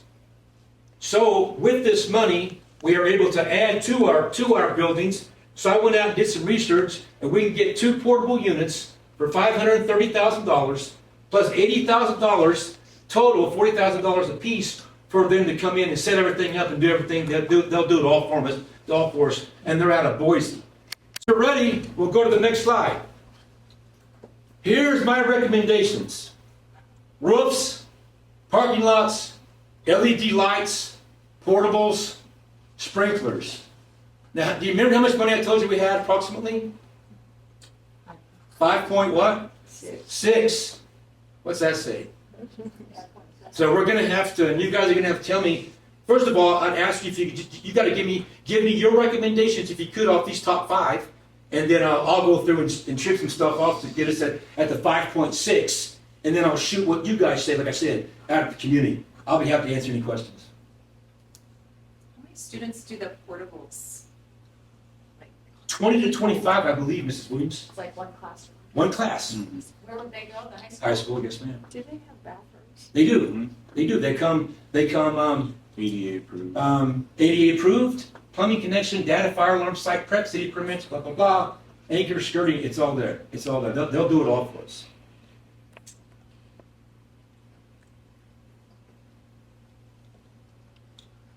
And we're just thinking like to be prepared Yes, ma'am. for. Yes, ma'am. Because Because last year we were 25 students away, so we didn't. I'm sure we needed them, but we didn't necessarily need them. I'm not going to say that. We weren't in a position. We were not in a position to shell out 530 last year for portables. This is a blessing from the state with our money. But remember, this is supposed to be a 10-year plan. I have this spent in 4 years, so I'm going to have to ask you to help. Well, how do you want it? How do you want to spread it out? So, miss anything on the portables? Oh, I would just say the worst part about is our building right now is the old structure that was built before the English wing. The English wing, the classrooms are fairly large, but kind of in our main building, those classrooms were originally built for 20 kids at the most, 22 kids, and we're 30 to 35 kids in every room. So regardless of those 25 kids that you would use them. Yeah, regardless. I mean, we're busting at the seams. Yeah. Are those classrooms in the gym you said now? No. No. Yeah. Almost. No. Yeah. So I believe this is like four different classrooms. There's 2 classrooms per building. Yes. Oh, it was one.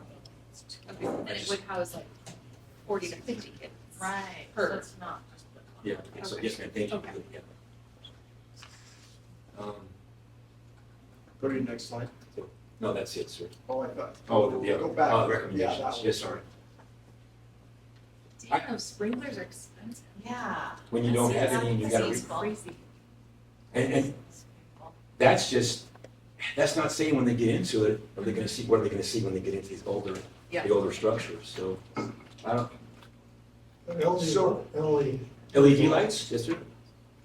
Isn't there any way that the custodians could, because it doesn't take anything to take a regular 110 and put an LED. No, sir, it's just the purchase, yes, sir.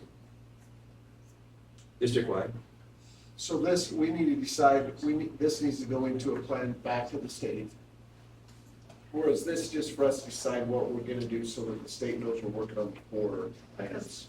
Yes, sir. What are your priorities? Then I'll take those, like I said, sugar out to the community, get feedback, and then I'll take that and roll it into the 10-year plan with some other documentation you decide as the board chair, and I'll shoot it off to the state, and then we just wait So it out. survey the community first. Yes, ma'am. Of course, yeah. Yeah.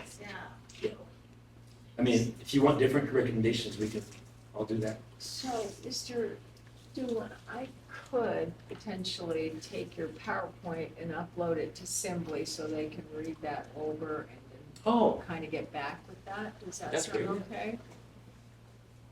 And then that way they can look at it a little bit Okay. tighter. Because that might Or an email. take some time.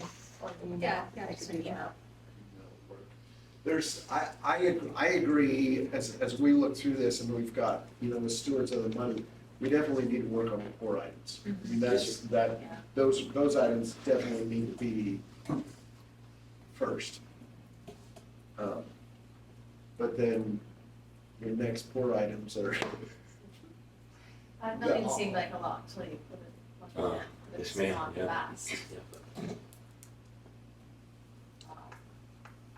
And we gotta have parking spot, but it'd be really nice if 800,000 was going to student use inside buildings somewhere instead of, but you gotta have parking lot. Yes, sir. I mean, the high school's parking lot's horrible. The middle school Safety parking is lot's a concern for horrible. some of those. Yeah. Pioneer's the only one that's decent. Park's horrible. And we're just. Pioneer's not paved though, right, where the teachers park? It's Yeah. not paved yet, is it? Where? Oh, is it? Pioneer? Oh, nice. Yeah, see, we're using must Fred, be nice. Fred Ruiz, striping for you the best we can, but we're just putting Band-Aids on it. Yeah. We're just putting the black top coat and some nice yellow lines. It lasts a good year or two, which is great. Because we did that last year. We for did. bus lanes. We did, yes, ma'am. Yeah. So we try to be a good steward and Okay. make it presentable. Okay. Thank you. Good job. Thank That you, was sir. a lot Thank of you. work. And it's been a 3-week process with going back and Yeah, forth, that's a back and lot forth. of but- work to. And I might add that the State Department, it's kind of interesting how this money works, but the State Department used to give us a maintenance, building maintenance money to the tune of about 200,000. And we would get that money and put that in and then use it to maintain our buildings. And so over a 10-year period, that's $2 million. Well, they're not going to give that anymore, so we're gonna get 5.6, but that 2 million that would be over 10 years is gone, so it's kind of a, I would say a shell game kind of thing. It's 3.6 in new money, but 2 million has already, is something we're gonna miss out on, so we have to understand that budgeting process as well. So knowing that process, I know we need to get these things fixed. Do we fix half of it and keep some of that money? You're gonna have to do it for- very conservatively is what I would recommend. Right, and don't go out and do everything at once. Like you're saying, maybe in a 5-year plan, this is the priority, but But you're We're not looking gonna at get that $2 million, 75-year-old buildings so- at Park School is 75 years old. And actually, I tried to get the gym on the historic registry, and it will be on the historic registry. I think it qualifies in about 10 years to be on 100-year, it's gonna be a century old, but it's in beautiful shape.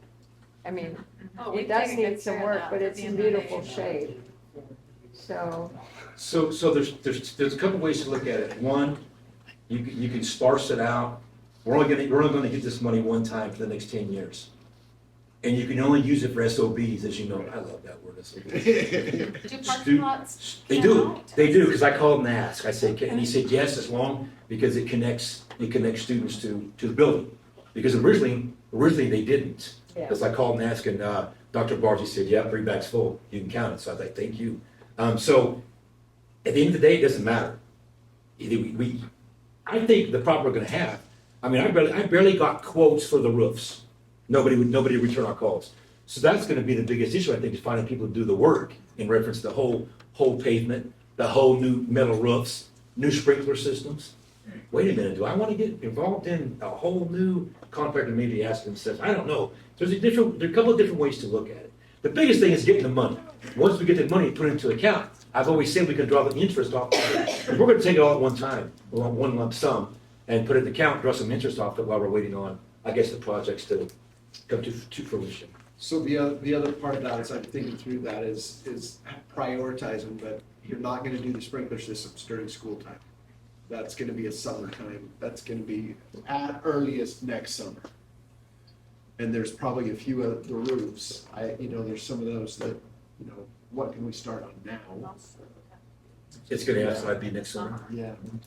However, we're not gonna see any of this money until January, February timeframe anyway. I just gotta get the plan in, because there's only gonna be certain times they're gonna go out and ask for these bonds. They're gonna wait to get a bunch of school districts submitting their plans, they'll go out for a bond, wait for a bunch of more to submit their plans, go out for a bond. So I kinda wanna be in that first iteration if we can. So we wanna be, knowing that, we wanna get ahead of the game. We've got the information, when do we need to make that decision? For the recommendations? Yes. Tomorrow morning, I'll shoot an email out to all you guys, and you guys just tell me. And then I'll take that, put it into a survey, we'll go out to the community. As long as you don't hit all reply. Oh, yeah, Please. yeah, please. Keep that open What's meeting that on. button?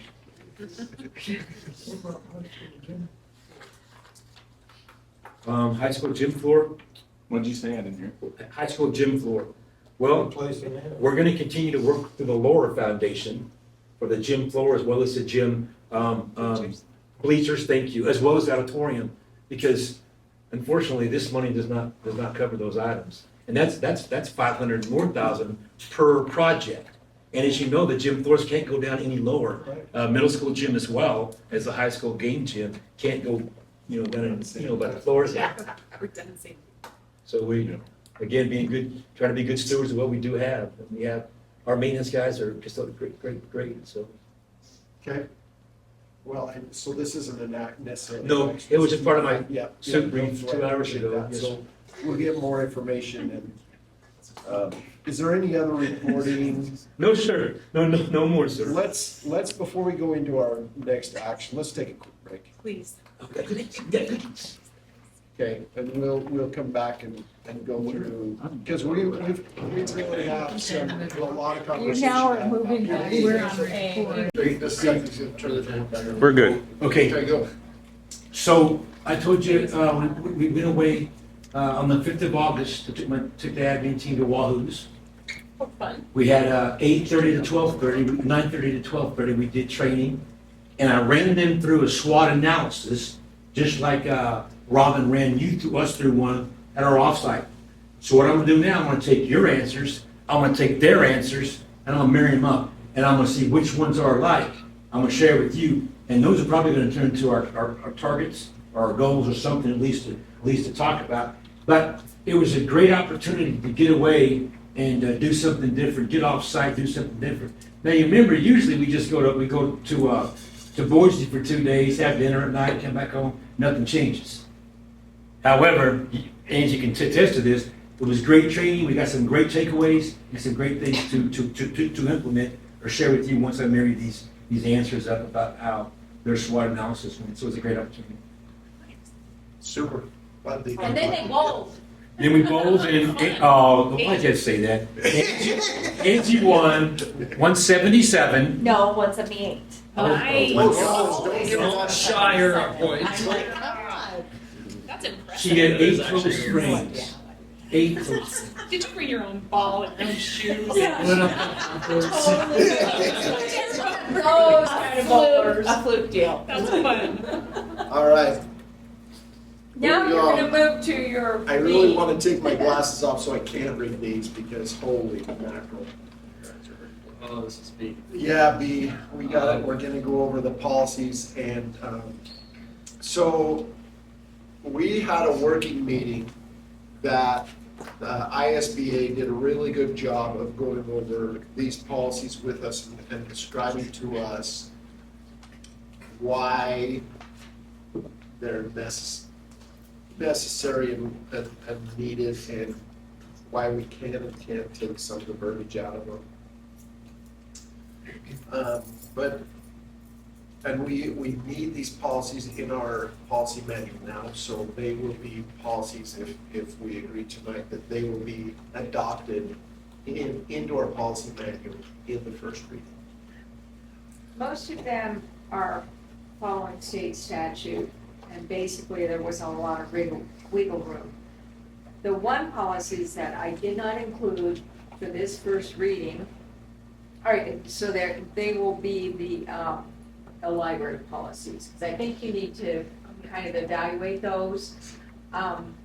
There's a lot of wiggle room with those, but I do think you need to have some input on how you want to do that, and there's some timeline to that, and gee, you might even want some parent input to come with that, but the state is mandating a certain thing about libraries, and that also ties into curriculum. So, so those I did not include in this. Those are the 2500s. And as you know, the library bill is already law. It's already in effect. And just for FYI, I met with the librarians today, all 4 of them. We talked about the policy. We talked about how to move ahead if we get somebody that objects to a book. Share with them what we're going to do. We got 60 days. I got to put a committee together. And they wanted to go with 2 teachers from the school, I believe an administrator, I believe the librarian, and a parent. And so to be the committee. Now the committee, as you know, they have to read the whole periodical, the whole book, that whoever has a problem with it. So that's going to be on the committee to do that. But they went away feeling all right. They're going to have a place behind their desk somewhere that identifies restricted books, if you will, and a list of them. So we are ready if something would happen. The restricted section at every school? Yes, ma'am. They call it adult books, but we're not going to call it adult books. Right. We're going to call it restricted area or something like that. Okay. So those policies are listed in the action items in B, action B, item B. I went through some of these, well, I went through all of them. And just because we talked about them, and there's quite a few of these policies, 1, 2, 3, 4, 5, 6, 7, 8, 9, 10, 12. There's 12 of them that require us to give a date to, give a number to, have an option, make a change of some kind, a legal change of some kind. So, and feel free to jump in. I'll go through some of the ones that I know of for sure. We can go through them in order. The very first one that we have is 1140 vacancies. And there's just one thing that we need to make a decision on, and that is not really a big deal, but at the bottom, the county commissioners of the county in which the district is situated, or does the verbiage say the county commissioners of the home county? But we need to pick one, that's one thing that is important. Well, that one falls like, if Payette School District actually has some people in Washington County, so Payette County would make the decision for the vacancy. So we're pretty much encompassed in So we just leave Washington it, so County. that stays the way it is. Yeah, I would Some of just these say- I was just going through, so I appreciate You that. could say Washington, you could say County Commissioners of Washington County, we Okay. can fill that in. Okay. I like it.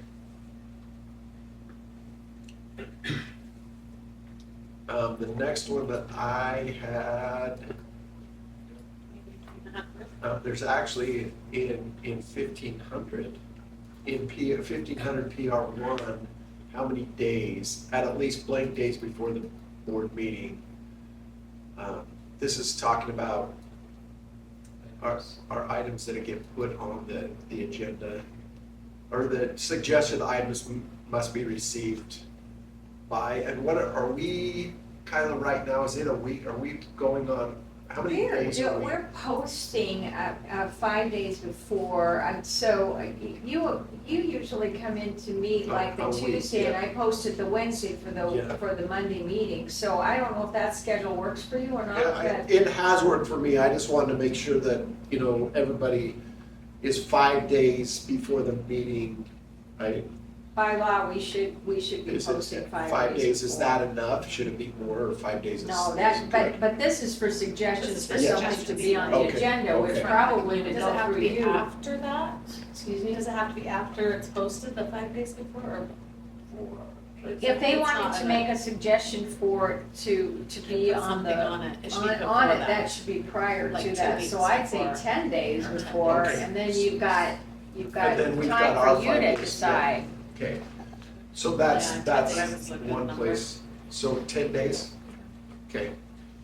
If we want to fill that in, Kyla, with 10 days, Okay. that would be fantastic. What day of the week would that be? Because it doesn't say business days, it just says 10 days. Some days. Put it on Friday, yeah, that's fine. You here on Friday? Sometimes. If it they comes in an emailed it, why email, don't there's you a do it date on the Monday? email. The next one that I could see, potentially, let's see. 20, I have written down 2320. Select one. There's 6 education. 2320 is health enhancement education, oh wait, Yeah, there is a policy abstinence or shall include instructional abstinence.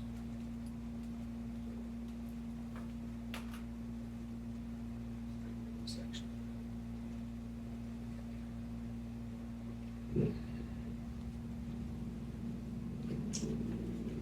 Yeah, unfortunately, that is part of what the state is saying is in there. I don't think we could take it out.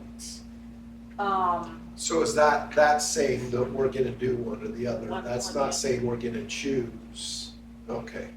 Oh, we don't choose When I one of read that It says differently, it's please saying you select- gotta do Yeah, one it or says the other. please but- select one, that's why. I thought- Yeah, that's why I wrote it down too, is Yeah. So we I don't pick understand, one, please you're select saying? one.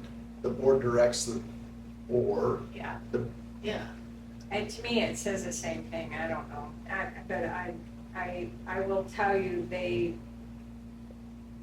don't know, I wish I had a health instructor in here, because I can't tell you how they So approach Well, that Bruno subject. just says there's an overall philosophy Right. that The the underlying abstinence principle.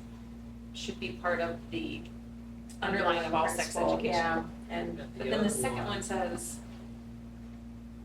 I mean, Included. I feel like you're more exclusive if you do the second one.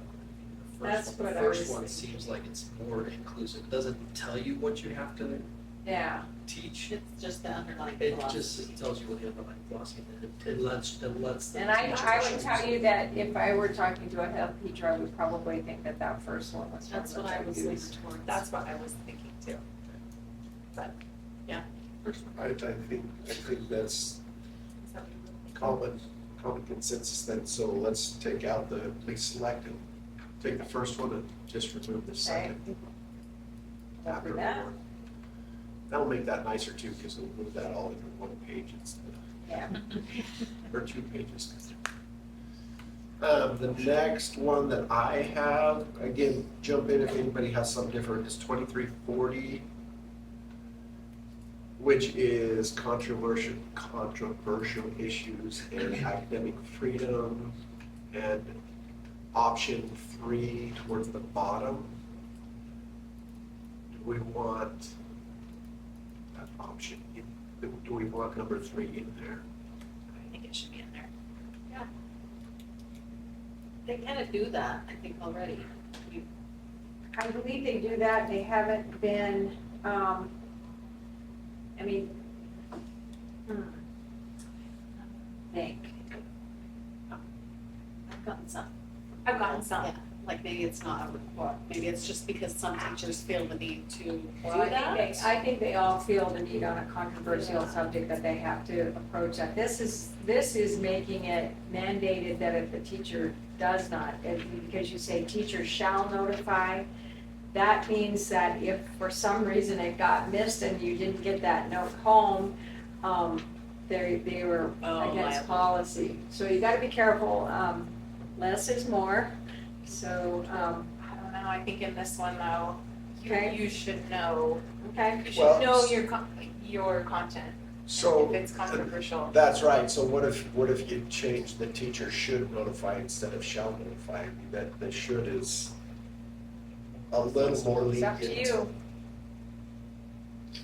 I like the fact that they do it, we're painting them into a corner. And Oh, and us, right? If they violate it, that's what I mean. But it would paint us into the corner because it would say shall, not should. I will tell you, most principals require that you approach them and let them know if there's a controversial issue coming, and then you're right, they should know their subject matter of what they're going to be presenting. So, it's I okay. just know that, leave it, just leave it in, just as it's worded. I think it should, just because I think I've experienced it myself, you know, my own kids, that something that I see that they're reading and I didn't know that they were reading it. I absolutely should know. don't disagree with that, I just wanted to make sure that we had that conversation. Okay. So leave the option 3 in there is what I'm hearing, and just the way it's written. Okay. Is that? That's what I think, but Okay. what would you guys think? I like that, I just wanted to make sure. Coming from the teacher standpoint, it's nice to know. I was thinking, you should know if it's something controversial. I It agree. shouldn't be a surprise. We had a poll about this 3 years ago, so it's.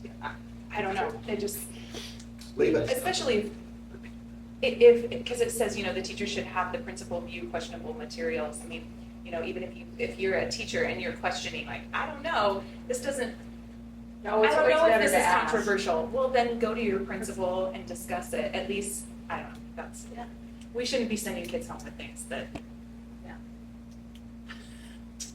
that's are controversial. We haven't done the right things. Okay.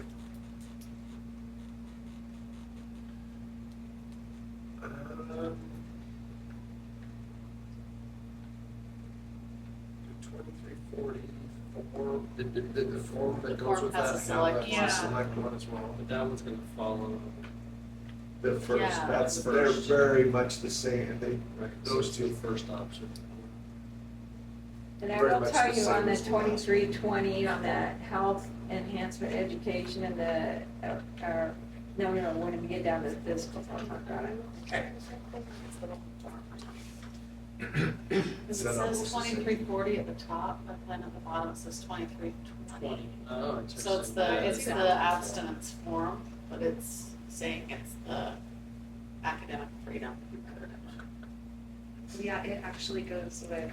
So 2320 and 2340 kind of got It looks Big like, stuff, okay, looks I like will it's the make sure exact that I same get form. Yeah, that it's just at fixed. the top though, it does say the correct thing, just that second page of it.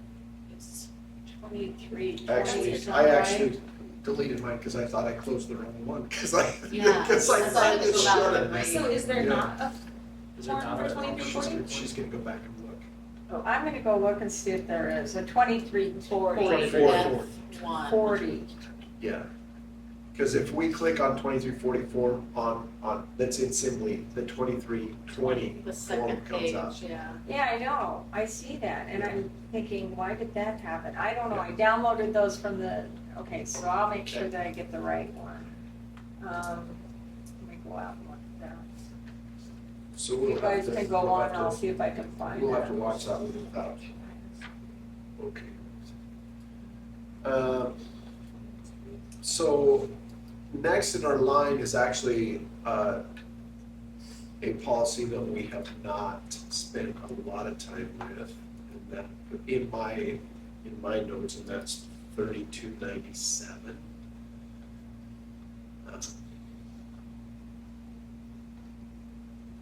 Now we've gotten into it, and that is names, pronouns, and titles.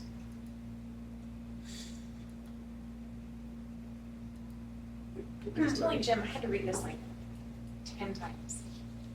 Yeah, we It's weren't not- very, like, hard to wrap your head around what's going on. It almost is like it says one thing at the top and it changes a little bit at the bottom. That's what I thought.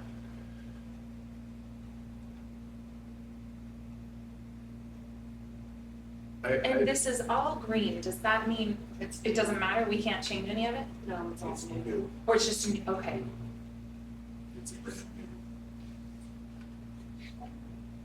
new. And we didn't go over this, don't think this is one that the ISBA went over with us, so I really wish that we could get some more information from them, because there's, About what one was it? the name 3297, Yeah, the names. the name thing, that is state required one, statute, yeah, that is state statute. The whole thing, Yeah. we can't change any of it. No, It's not what the- really. It's what the That's state's what telling the us. state statute reads. It is interesting. Yeah. When you read the Because you're not top and accountable for then you that, read- but then it says you. Yeah, when you read the parent permission If you're part, unwilling, then you're, no, anyway. Yeah, no, no. I think the parent permission part is fine. The top is confusing. Well, it does, because at the top, it's talking about That you the birth You'll be certificate. disciplined. Well, it's the birth certificate, Or and won't be, we because will won't be. use But then it says if you're unwilling, you have to be notified. Notify the do you understand what Yeah. permission is? Or, We should notify the superintendent. Yeah. We shall notify the parent guardian. We don't have a choice, but I'm Okay. not sure that okay, so it's. It's good to understand, Won't is it be what's disciplined. there.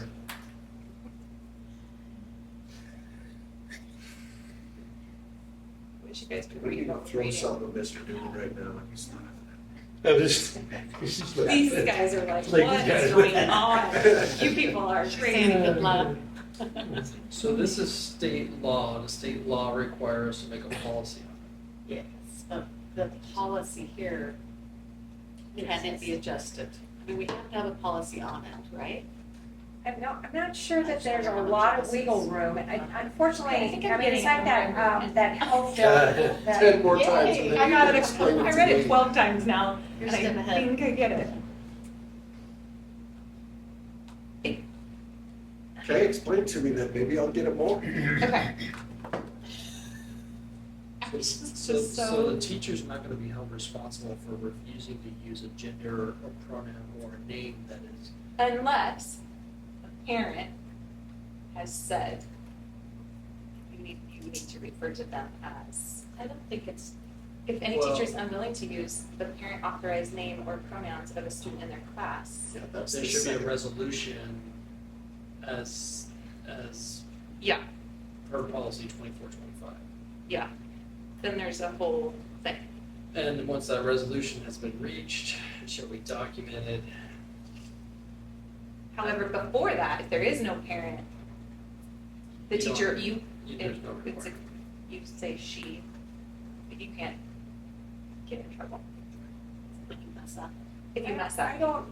don't know, I That's how really I don't read know it. what, Right? That's how I did read Quinn it. talk about No. what was behind that? She except didn't that go over this one at all. This one. Okay. Yeah, this one was completely left out. This Okay, is well, new to us. I believe that it's just because maybe in some others, I don't know it's happening so much in Weiser, but I do know that it just protects the instructor or the adults that if they don't use the proper pronoun, they can't be sued, I guess. I don't know.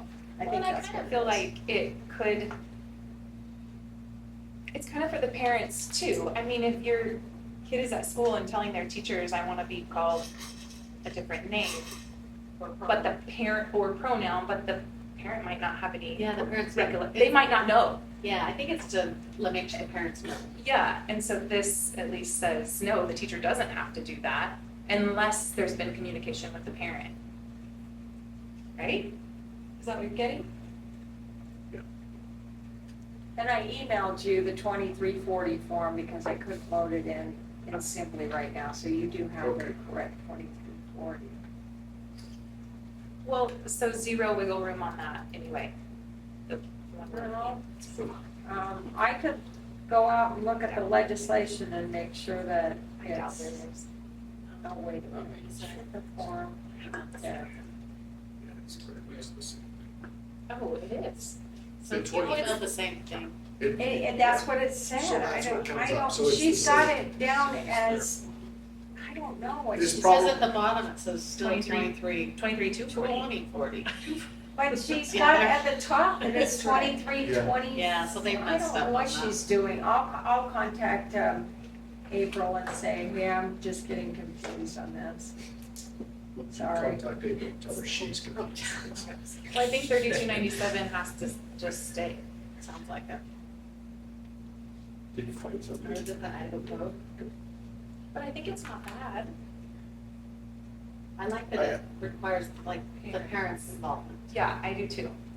If you could go, let me look, let me read you Idaho code, I'll read you that code, because sometimes, To protect the people of Idaho against unlawful compelled speech, the legislator finds it expedient to codify the Idaho law prohibition on any governmental entity in the state from compelling public employee or public school students to communicate preferred personal titles and pronouns that do not correspond with the biological sex.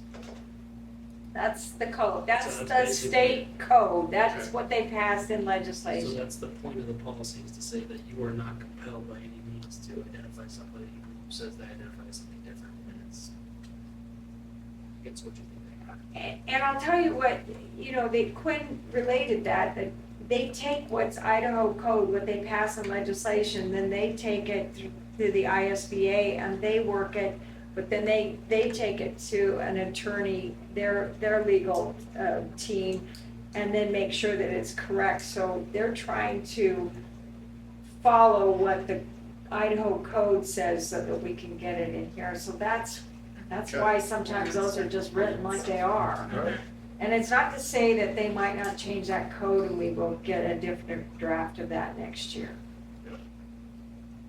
I So think the for what it's policy- dealing with, it's probably the best it could be.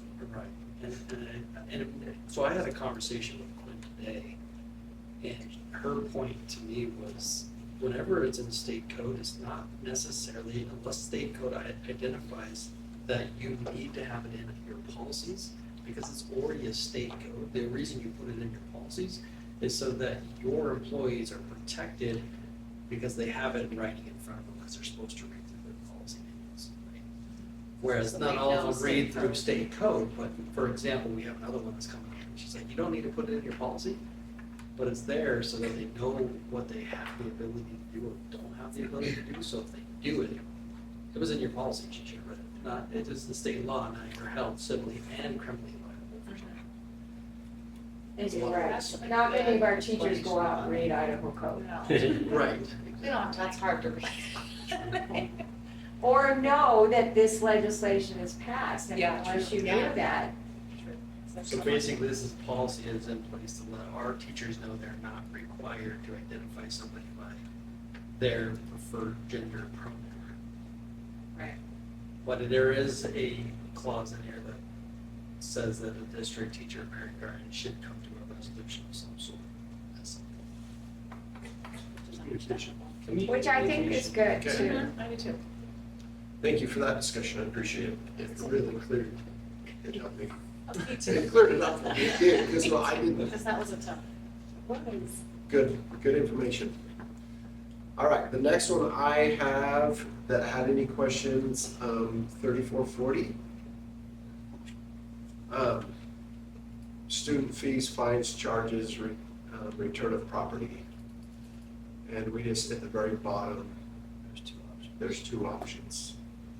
The first one, the district may require as a condition of participation in graduation or issuance of a diploma or certificate that the student return all property of the district. They kind of say the same thing, right, except the second One's one just just more gives them all, limited. yeah, so I like that it just says all property. I Like, like the one too. that makes more sense to me than having to list. Do you want everything. number one or Yeah. number? Yeah, number one I mean, like, just That's what- simplifies everything. That's what we Return it. follow right now. We do, Is the only difference that one's requiring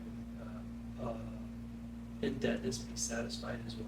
Is You know what, and I have to tell you, we do require, like, you can't graduate, With your let's see, you can fees. graduate, you can walk across the stage, but you don't get your diploma, so you have to go in to the office after graduation to get your actual diploma, and they check and make sure that you have no outstanding debt, and that includes, school lunch, or, book fines, or your track uniform that you didn't turn in. So should that be included in selection one? Well, so if you're gonna do that, you just wanna go to selection 2, because Yeah. selection 2, in the second option, it has that. But you can't I combine almost, the two? can we combine the two? Like, can Say you just debt add has that? occurred, right, Yeah. and be satisfied, and that a student return all All property. property. Right, If we and do then that, rather you than get rid of listing the the list of properties specific that property. possibly could be outlawed. So add, So all selection lawful one. indebtedness Incurred by and students to be all satisfied. property. Yes, And all and property return in the all district. property. Look at that, good job. That was awesome. That was serious teamwork. Okay, I have 3,500. And this one we have had some discussion about. We've actually had quite a bit of discussion about, and Quinn went over this one. This is what I talked to Quinn about. And what did Quinn tell you? Yeah. Yeah. Quinn, so in particularly the clause at the bottom that we're talking about, she says that is state law. The testing There's, one? what? No. By the way, just so that everybody knows, student health and physical screenings and Yes. examinations is what this policy. Is it the abortion section? The or abortion-related counseling and referrals, STI. and the STIs, Okay. STIs we already have, but it's a discussion. The We'll talk about abortion that too. related. But the very bottom section, she says that is state law. There is nothing in state law that requires us to put this into policy. So the reason they put it in here was so that our teachers knew this is the things they're not allowed to do. Okay. And during my discussion with her, I said, my only concern is that we do have an exception on number 4, that we are not a medical facility. Right. And I do not want to put any of our teachers in a bind because we didn't dispense contraceptions in an emergency situation because of whatever. So by putting this into policy, I think it holds us liable as a school Wait, district. number 4, the Good. very bottom. But it says all Accepted. staff, So. it says all staff are prohibited. Except, Right, right, it they're says prohibited to except. do that, except if you read number 4, in cases of rape. So it Which gives. we're not medically We're not a inclined facility to where they should determine go the to. I pain. guarantee they're not dispensing anything, so you could put a period at the end of that. And I like that idea. And that Okay. is my suggestion, is say just dispensing period. emergency contraception, period. We can remove that part, except in case rape is. Because she said that in our webinar, she said that one above it, she said, I don't think most schools are even doing that, so I wouldn't even include Yeah. it. So I don't know that we need to include that one. The testing one? For You talked to her STIs. about that No, one. we talked about that when we had our meeting, Yeah. and that's with the. Okay, I thought you- Yeah. Okay, so we can I exclude did that not one, exclude that and section. then I'll put a period after that contraception. Much better. Remove the exception. Yeah. Yeah. Okay, that was the part I was saying. Love it. Yeah. Wow. Yeah, that was good. Thank you for doing I like you. Good job. that. So the next one that I had a question, 3523. And it seemed like, what's there? There was a few ors and optionals. Did I miss that? Okay. We Oh, can go wait, back which one? Sorry. 35. Oh.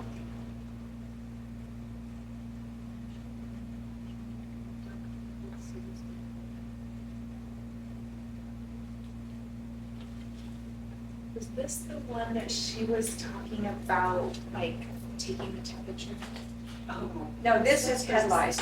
Aren't you No, the 35, one right before it. No, Well, 35, I went there's back that to form. 3,500 form. Oh, the I form? didn't, yeah, I did not Okay, well, that's got some real pushback from the secretaries, I will tell you that, because we put that out there, and they said, you mean we can't even give a Band-Aid? And that's basically what we were told, is you can't, and actually, if you go to state code on this one, it's really poorly written, because you can't really quite figure it out. So, this is a concern, this was a concern for coaches. I mean, I talked to, Mr. Brush about that, and, you know, are they gonna wrap an ankle, or are they gonna stop a nosebleed unless? Get a bag of ice. Yeah, exactly, so what we talked to Bo, and I've talked to Bo on Red Horse about is, perhaps on his athletic code, or if you are going to take any kind of athletics, extracurricular athletics, you have to sign this form that allows them to do that, because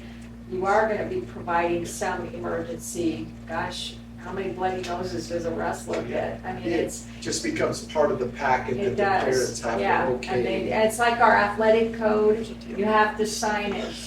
But I do think in your elementary, your K through 5 kids, the staff was including that in your opening day letters and having all the parents initial it, that they could give a Band-Aid or take a temperature or check for head lice. Or give ice. Yeah, But give ice. It almost has to be, should be did the that? first day Yeah, for they even did. high school. If They you were, go outside. I presented this form to them, and I said, I don't think there's a lot of wiggle room, I think our board is going to accept it, so this is the form that they presented. And I don't know, if you guys want to change it, that's fine, but that's the one that went out. Just because I knew that school was starting and they needed to be ahead of that, so. But I like that, having it in athletics, but you know, we have kids that go out to ag and go out to auto every day. And if it's raining, it's slick, or they fall and they gotta go to the office and get a Band-Aid or something, I mean, it's gotta be more than just athletics. But they were going to, no, they put it out to the general populace, but they're mandating it Yes. for any athletics. Right, okay. Questions? Was there, did I you, didn't see this form, though, like, I didn't fill this out as a parent. you would? Oh, it hasn't gone K out. through 5 maybe it is, right? K through 5, Sorry, yeah. and then the high school is Middle supposed to school be did too. getting it out there, so. Okay, middle school got it, so that's why. Okay, gotcha. I was like, wait, I think I missed something. I'm gonna be on the back parent list. Yeah, we're just gonna have to call home for a Band-Aid. Oh, Not running for that. all right. Okay, okay. Now, 3523. Head lice, That is just, Is this reviewed by the school nurse, like it says, like, did we have the school nurse review it? our school nurse can check for head lice, and usually they are, because Carmelon used to do a lot of checks. Like a, You could have a building principal, I don't know, I doubt, honest to Pete, I doubt that building principals are checking for head lice. But your school nurse, that's, I would definitely let them check for head lice. If they have But a it just says parent under form the that says they direction can check of. for head lice. It says under Yeah, it the says direction under the of, it's not direction. saying that's the person that Oh, does okay, it. It's under okay. the direction of maybe the principal or the nurse or whoever. Okay. That doesn't mean they're the boots on the ground. so are we safe to say that all those options, then we can just say school nurse? I think we leave it. Can you leave it as it is? District Yeah. approved. I can leave the ors. It says Just or other don't change, position. just leave it though, Yeah. just, Just take out the other position. Okay. I think it's kind of, Oh. it's other positions. so if we I just think say, you if need we to just leave say it. under school nurse Oh, or the only building thing is that- principal, Because it could be someone besides that. Right, but not because if under you the just direction. leave school nurse Yeah, and then the there's not school one. nurse isn't there, and then but you need to do a lice check. But if it's under the direction of your school principal and he authorizes somebody, hey, would you do this? Yeah, yeah. Does that- Or other position. Can we just say building administrator? And leave it at I that? think you need to leave it how it is. Because it could be the school secretary. Well, yeah, but it'd be under the direction of the Okay, building which is administrator. headlights It before. usually is, at the direction of, So should it's the that be direction. designated, not the person. Designator. But that would be Person because I'm the designated. designee. But I'm just saying, they would have to be there if it's under their direction, right? I don't, I Or think they you just say, say please you go go. to. Or at least, Tell the teacher to at least check. available via phone call, right? Because a lot of our, like, you take it from the military, for example. That's just There's a lot of direction that comes via some other form of direct face-to-face Sure. contact. I don't know, I guess what an outlet will. I would leave it alone. Keep the oars in there or not? That's, I didn't know if that meant we have to pick the oars, or No, I can think we you can them? leave all the orders. Yeah, you could, that way, Just take out the brackets and just leave it. okay. And I'm just saying that just because there could be a situation where a teacher sees something. The principal's out at a meeting, the nurse is gone. So the secretary could be the director of it, or, you know, like, they would be the one, because they're always there. I know. So it's gonna read like this: lights prevention and management activities shall be under the direction of each school's nurse or each school building's principal or other position. Each school's school nurse or each school building principal or other position shall conduct the following tasks and or train and designate other staff members to do the following. It's wordy, but. It is wordy, but It gives us options. How about we Lawns just, maintenance, go ahead and go for it. okay. I'll take I'm just it. thinking, how about just under school nurse, and then, sorry, go ahead. No, But you go ahead. I've read this policy, I read this policy a lot.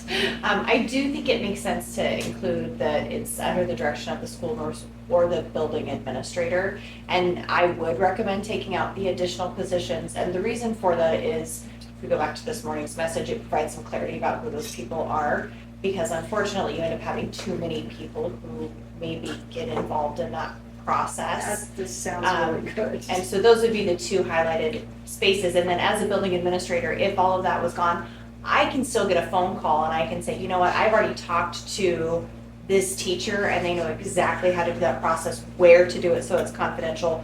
Please send them an email and have them come take care of it. So I can still designate somebody else who's been trained even if I'm not on the, I think you even on the have us premises. designated at the beginning of the school year, like the secretary, or, you know, be like, hey, you're my It's next usually always the designee. secretary, so that's why I was But just. like, Unless your to secretary say is other the position heebie-jeebies feels and then pretty- we do it, yeah, Right. the principal, but yeah. No, I appreciate that. Thank But you we for- do also, like when we have in the past, if we've had a big outbreak of lice, which hasn't happened for a while now that everybody brings their own earbuds, which is a good thing. But we have actually also sought help from like local barbers or hairstylists to come help us. We do a confidentiality form, a volunteer form, and then they come help us do a lot of lice checking and treatment. So it allows you to kind of open that door. If it's just somebody who's directed under the administrator, the nurse or the administrator, then we can utilize some of those other community folks who are very helpful in one of those situations. Okay. Thank you for that. Be willing to I like how share you that as articulated administrator. that. So you could technically take out the other position out of everywhere, because it's in there in multiple Yeah. places. Sorry. Let's Don't be do that. sorry. No, I appreciate it. Just take out all the 4 other positions. On number 1, I think you can take out that option. I'll take them. I'll just do school nurse or building principal, unless it looks. No, that's what I'm saying on that number 1. There's another optional, but I think that it, saying it has to be annually, where the other says provide the information, like, I like that. Maybe it needs to be more specific like that option. I think one of them is saying it has to be done annually, but the other one just says. Put it out there. Do we do it annually anyways? Yes. I'm sorry, what did you say? Our prior policy was that we had to do it twice a year. So each semester, all students were to be checked. That was our prior policy, but. This is This just was saying just about providing materials information. providing. Educational materials. So we do typically provide educational materials annually. At the elementary level, it goes in our handbooks almost always. I don't know about at the secondary level, but at the elementary level, we usually include it in our handbooks.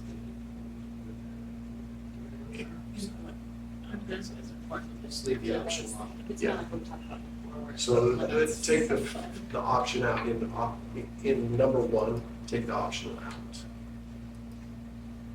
And I think the rest of it's gonna be covered by taking another position out. There's one more. Okay. At the bottom. Vacation of head lice cases this week. There's one. Yep. At least so many cases. It's optional to do that. If we just say unless otherwise advised, Yeah. then you don't have to give any time frames, any days. It's just take the option out. Yeah. Oh, sorry. No, I'm like, it's not time yet. We'll be a while. Especially now. That question. No, you gotta give me a hard time, I Yawn, deserve it. like yawn, what time is it? Yeah, that's it. All right, so 4105.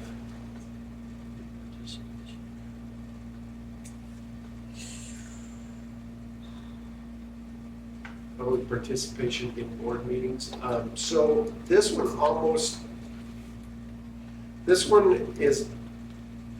changes the way that we have done public comment in the past.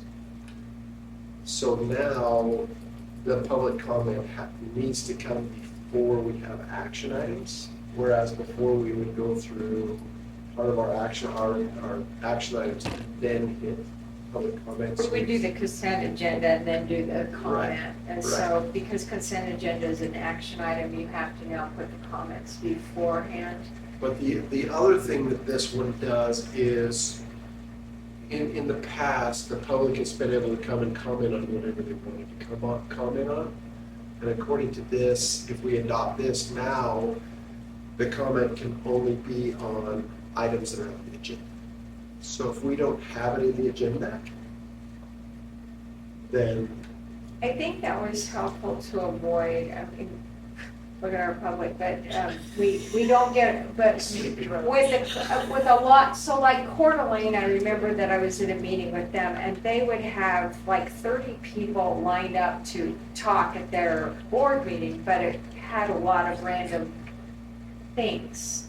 And it didn't really have to do with the business, so why this policy was put in place is so that, not that you don't want to hear public comment, but there is a better way and avenue to do that, to go through a procedure to do that, to get it, and if you have a grievance or a comment, then it could go to that building principal or to the supervisor or to the superintendent, and then it comes up to the board for possible discussion and action. So it kind of, it adds another step. Right, Because right. we just changed it's not that the you're not policy. wanting to take that comment, Right. believe me. We just said we And then want 10 public, we days. have 10 days to, in order to get it on the agenda, we need to know that information 10 days before the meeting.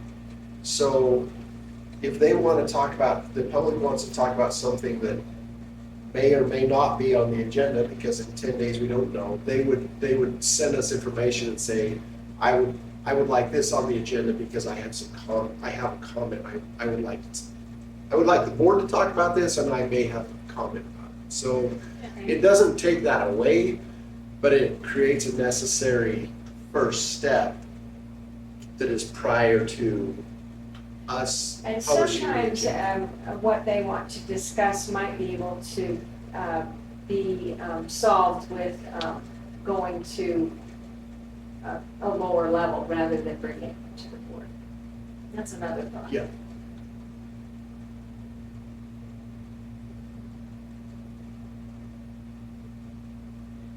So there's quite a few things that we need to. Your time allotment has always been 3 minutes. Are you going to keep that? I think so. And I think your sand thing does that, so. It's not the time allotment though, because it's the next block down. As such, total time allotment for public comment will not exceed. blank. Oh, that's usually Yeah. 45 Do we really minutes. need that? Good. So Total that, time. so with our public today, no. But if we had, Heaven forbid we have a controversial something that everybody wants to talk about. And we don't put a time limit on what the overarching is. We could be here for 4 hours, Yes. listen to public Every 2 comments. minutes, 3 This minutes. policy also has it, and should a large number of members wish to speak on the same issue, They need to one or designate. more representatives to summarize their positions. So we already have we're not allowing 45 minutes on one topic written into it. So do we need to have a total time allotment for public comment overall? Have we ever had that before in any of our policies? I can think of a controversial subject that, No, he's saying, did we have it in our policy? yes, we did have 45 minutes, I We believe. did have 45 minutes before. Yes, I did. I do believe that, but maybe I'm thinking, because I've read a lot of policies. I mean, I'm not Maybe I'm opposed just to putting it thinking in there, that's- I just. That's what it was saying, but I don't know. But 45 minutes, It's a long that time. 3-minute increments It's a long time. is It's 15 people. 15 people, and And it we would need to barely be have 15 15 different seats. subjects, 15 different, because they couldn't all come in and it'd talk be about the 7 same thing. different subjects, because you'd have 2 sides of each coin. Oh, okay. True. But, A so, yes side and so a no having, side. even if we don't use it, it's wise for us to put in there Yeah. no more than 45 minutes. 45 minutes. 15.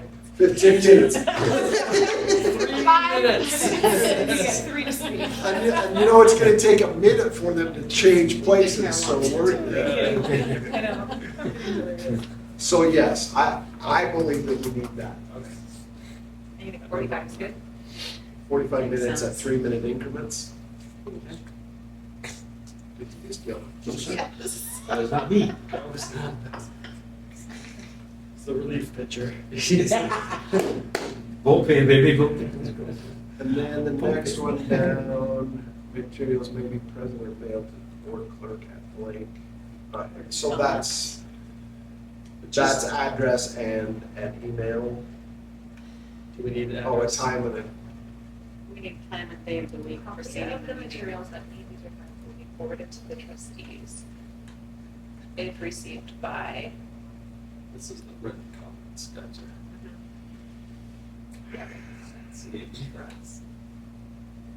Would it be like the Monday before, like the week before, or like later? How early to that point? Or the day of the board meeting? Oh, I don't know Well, if I do I, the day of the we board would meeting. want time to at least review it. So like, how much? You could do 4 PM the 7 days before the board Like the meeting. Monday prior. 7 days, that would be Monday prior. 4 PM, the Monday preceding the board meeting. So, okay, I am getting tired, but, we put 10 days Yeah. if they wanted to be on the agenda. Would that That would be, be kind of similar? This is just This is comments. written. This is public just comment. written comments. well, if we were going Doesn't to it have to present. be after the agenda's Yeah, done, it'd have to be submit after it, the release, so they know, because the written comment probably has to relate to the Oh. agenda. Yeah. So I'd imagine it has to be like Like the Friday after, or the Thursday before. Yeah, we could go. When do you, Give when them do a you lot of meet on this, time. the Wednesday. Wednesday? Say the So Friday. like the Friday, the 4 p.m. next day? Friday prior to the board Yeah, the meeting. Friday, like 4 p.m., but prior to, and then Monday morning, before our board meeting, you can just email it to us. Is that, No, that's fine. is that not? Shoot, if I got that, I'd probably give it out to you before the weekend, so you have some light reading. I'm thinking like prior that to the Thursday, board It meeting. could be Thursday. You want Thursday? Okay. Thursday. Okay. If you put the agenda out Wednesday, then that would give Thursday you. by 4 PM. People, if people would have a day to look at it and submit. Okay. Okay. That's them, that's them. Oh my gosh, People okay. that, They would people have to would see see it. it until Wednesday. Right. And if we say Thursday, that's a day to hurry Yeah. write your comments, submit it. Or they show up on Monday and tell us. Base. That's right. Basis. What's the thought on that? Just You're the one that. I think does. 4 PM on Thursday, but you know what, if they brought it in me Friday morning, I'd still take it. Right, but in Yeah. policy, we could say Thursday, so that gives you a protection of some sort. Yep. Yeah, I mean, yeah, you can still do it if you're able, but if you're not, it's not policy that's binding you to do it. Yeah, I won't be in trouble if I don't do it. Yep, Okay, be good. that's cool. And do we need to add some ads? Yeah, what's the? We should say presented, mailed, or emailed to the board clerk. And just Yeah, leave it we at don't that. wanna put your email That way we address don't have in your there. email address in there, and then, Um, heaven forbid, we change addresses Yeah. and spill the. Yeah, Well, her emails, the board clerk's email is on it's the online, website. so just say materials At school district website. should not be or sent to something, trustees, school it should be district emails. presented or mailed to the board clerk. Or email. Or email, yeah. Presented, mailed, yeah. His email is pretty quick. Okay, so, The form had something with it as well. 41. we had option there. Yeah, it had an option of, what was it? It's, option 4 was the attendees who do not belong to any of these groups will only be allowed to speak after members of the groups have provided. They're recommending that you just not take public comment from people that That have aren't. basically no skin in the game, that aren't part of our district or have, because Yeah. I think we So we leave that. can get, I know at some of the We bigger have schools, they get out-of-state people that want to sway some things. We have had We out-of-district people right here. Yeah. So- But what, So remove that option. but they're prior to the option, it still says that they're just giving priority to the other people that are not a member of those categories. Are you saying we don't wanna hear from them? Like it's kinda, I'm sorry, maybe I'm reading it wrong. It's still saying that we can hear from them, it's just saying, so then the optional doesn't really change anything that that says, right? It still just says they're after those. So if they're the only ones here speaking, we're potentially gonna still let them speak. That's what there's, the optional doesn't change what the report says.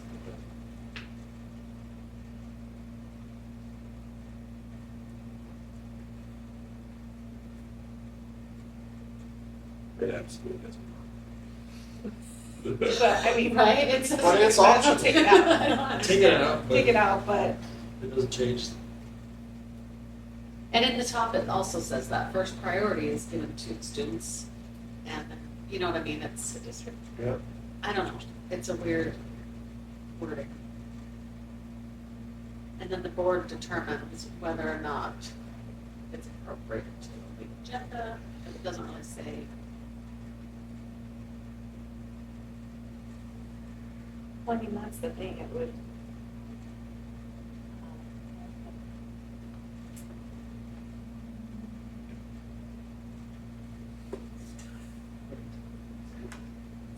Okay, so if we take that out, we're good with it? Great. Great. Yes. Do you want to change it more? I don't know how to change it more, that's No. what I'm struggling with, so.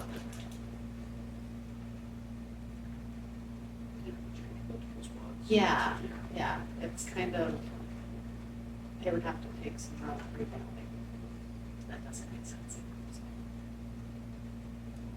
Yeah, take it out. 7402 is gonna be a little bit easier. It's just filling our district name in for the most part. Okay, did 5470 I missed that one. just have like a select one, like 10 or more days of paid 5470. military leave each school year? Select one, 10 or more? Gosh, Shall be And entitled what if to. it just says 10 or more? How is that select? I don't know how to select one. Work shall be entitled to 10 or more days of paid military. You can leave pick each some school more. year. think you You can can pick say some more. 15 10 or or 20 15, 10 or, or 20. yeah. What if you did say 10 or more? Well, then your more is saying they could take 150. and that's the Entitled to 10 or right? more. I mean, is that? Oh, so have- it's we 10. have Well, some, pick a we day. have some military people that we allow, we've never had anybody ask to take more than 10 days. Usually it's, if they're gonna go do a National Guard stint, it's usually like a long weekend or something, it might be 2 days, and then their weekend, so it's 4 days, but, we've never had more than 10. I think you do 10 because that's what they're entitled to. And It's 10. we never charge, Yeah. we charge that as a professional day, Yeah. so we've Because never. if you say or more, you're leaving yourself, and Oh, yeah, they're you're- entitled to whatever they. Yeah, they can take Yeah, a so I think 3-month you don't want more. trip.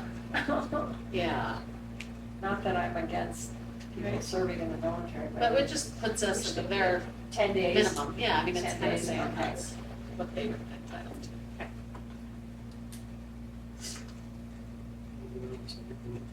7402, yeah, is just simply putting the district in there. 7402 is restrictions on contracts. This is state code. Yeah, yeah, but it's just putting our name, there's some blanks that we have to fill Okay. in, that's why I put that on Okay. I don't have any more in that list of things. Does anybody else have?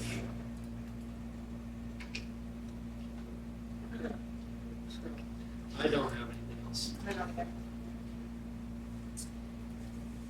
Okay, so this, is everybody comfortable with these policies that are considered in item B, under action items? Is everybody comfortable with adopting them into policy as a first reading with the changes that we just went over? Is that a motion? No, I'm asking because I cannot make a motion. I just want to make sure that everybody, we're all on the same page. And so if that is the case, I would entertain a motion. I will. Or if it's not the case, I would still entertain a motion. Are you done? I will make a motion to adopt the policies in action item B, rather than listing all of them, action item B policies, as we've discussed and make changes to, as the first reading. As being put As into being put policy into as a policy as a first reading adopted. I second that. Okay, motion has been made a second to adopt these policies into our policy manual in our first reading. All those in favor? Aye. Aye. Okay, We're so close, so far away.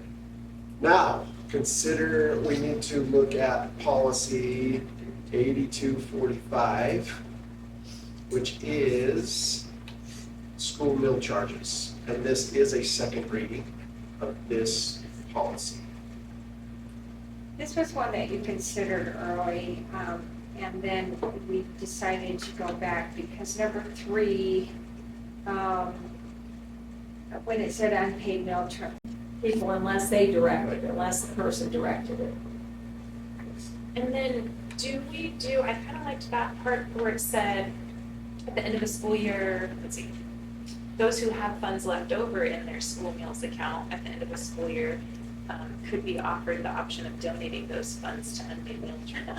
I don't know if that's ever come about. Usually people come in and ask for their money back, but I know, I we just can always make that suggestion to them. I think it's a good suggestion. Okay, that's all right. Yes, that's okay. No, I don't know. I don't know that I can honestly say I don't know that that's the case, but we could certainly keep that in there for that reason. I don't know, I just thought that was kind of, I was like, Yeah, it is oh, kind of nice. I never thought about It is that. kind I of thought that nice. is- The only thing I noticed is that we talked about it not going to collections, but in additional considerations, number 2, it does say even if their debt has been sent to collections. I will take that out. And while we're on that note, Wait, where did you see that? I'm Under sorry. additional considerations. Oh, additional, okay, I'm sorry, I missed that. Okay, I'll take that out because it is not going to be, it's not going to be sent to collections, no. and while we're on that note, the third paragraph on that says this policy directs blah, blah, blah, blah. Second sentence also establishes a set deficit that will prompt the district to send the debt to the collection agency. it will not go, that we're taking all those things out. It's said a few times. Yeah. and it's That will come out. So,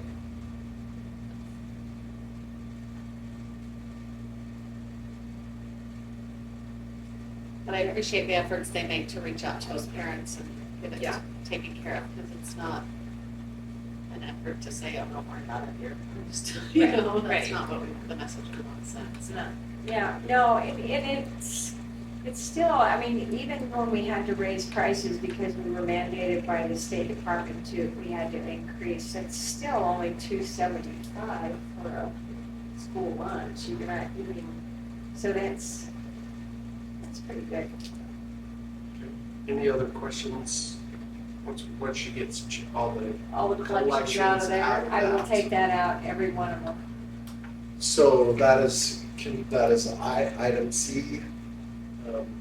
So in order to move, I take a motion. I'll make a motion that we adopt policy 8245 under item C with the changes that we've suggested about removing collection information. Second that. Okay, had a motion and second to adopt 8245 into our policy manual with the changes that we've suggested. All those in favor? Aye. Okay, moving on. Look at this, we're gonna move on to something that's not policy related. So, Mr. Doolin, I'm certain that you are gonna be able to talk here for something something worthy of discussing, and that is our bus safety. Yeah. Spoke to May earlier, no changes, it's an annual thing that you do. She said there's no changes, so that leads me to believe that the bus pickups are still the same as they were last year. What bus safety zones are, is if kids are having to cross what they deem is maybe dangerous. So if you lived close to Park School, but you had to cross, sometimes you can get a bus you can get picked up. We can deem a bus safety zone so we can transport kids, and it's safer for that student to come. And by doing that, then we also get reimbursed, that they authorize our reimbursement for our school, pupil to school on our busing for the mileage. I have a list here if anybody would like to read what those safety zones are. Most of them. Yeah, they're on there. Oh, they're on there? Yeah. I've got the hard copy. Right here. All right, awesome. Okay. I would entertain a motion to adopt our safety zones. I'll make a motion that we adopt the bus safety zones as submitted. Okay. Motion has been made to accept the bus safety zones and seconded. All those in favor? Aye. Unanimous. We already took care of the track bid. So item F, consider authorization to open the request of qualifications RFQ for contracting district architects. Yeah, Mr. Chairman, thank you. We found out that we could do a better job at offering other architects the opportunity to bid for our projects. The example coming up is the field house. And all districts usually have one architect they always go to, but they got to go through this process first to be vetted or to run through these authorizations to open a request for qualifications or RFQ. So we're asking your permission to go out for this process, to do it by like we're supposed to do it. It's a kind of state requirement, and honestly, it's for our own protection that we're not just selecting someone. It lists, and it can't be done by price. It is not done by price, because the architects in the state of Idaho, their organization, asks for, to get a list of qualifications for being the architect. And then if you've got the RFQ and you pick someone for that or an agency for that, then they become our agency, our go-to agency. We haven't ever really formally done that, but we should formally do that. It's a formal process that you do. But it meets state requirements to not just bypass it, so to speak. No cost to us. No.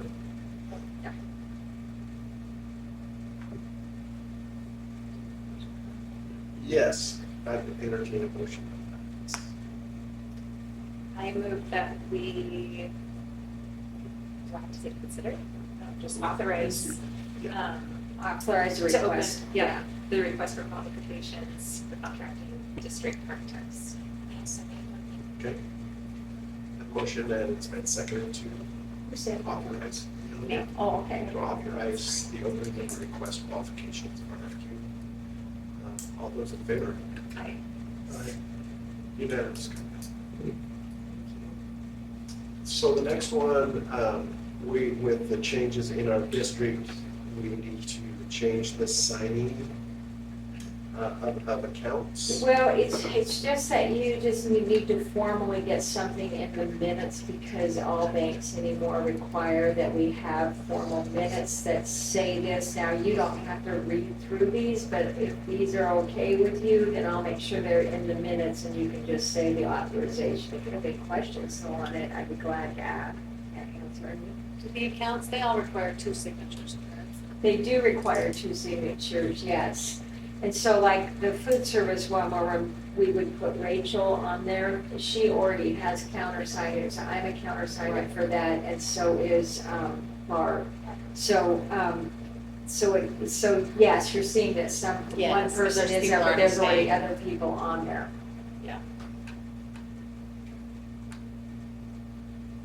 I would make a motion that we accept these changes of signers for the school. Can I ask a question? Oh, yes, sorry.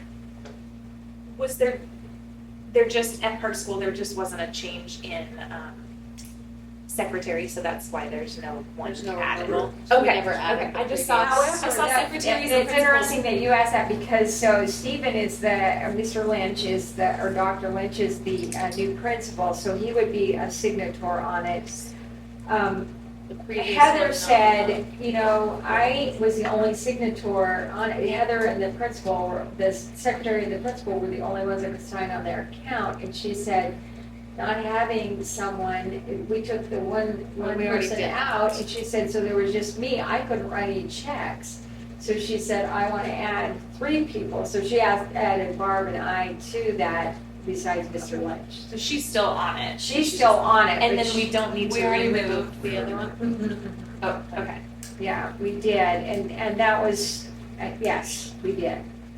Okay, thank you. Yep. That did look funny. No, that was just clarification. Good question. So I will make that motion to change the signers for the school operation checking accounts as submitted. I'll second that. Thank you. Motion has been made seconded to change the authorization of checking accounts for signatures as in the meeting. Seconded. All those in favor? Aye. Unanimous.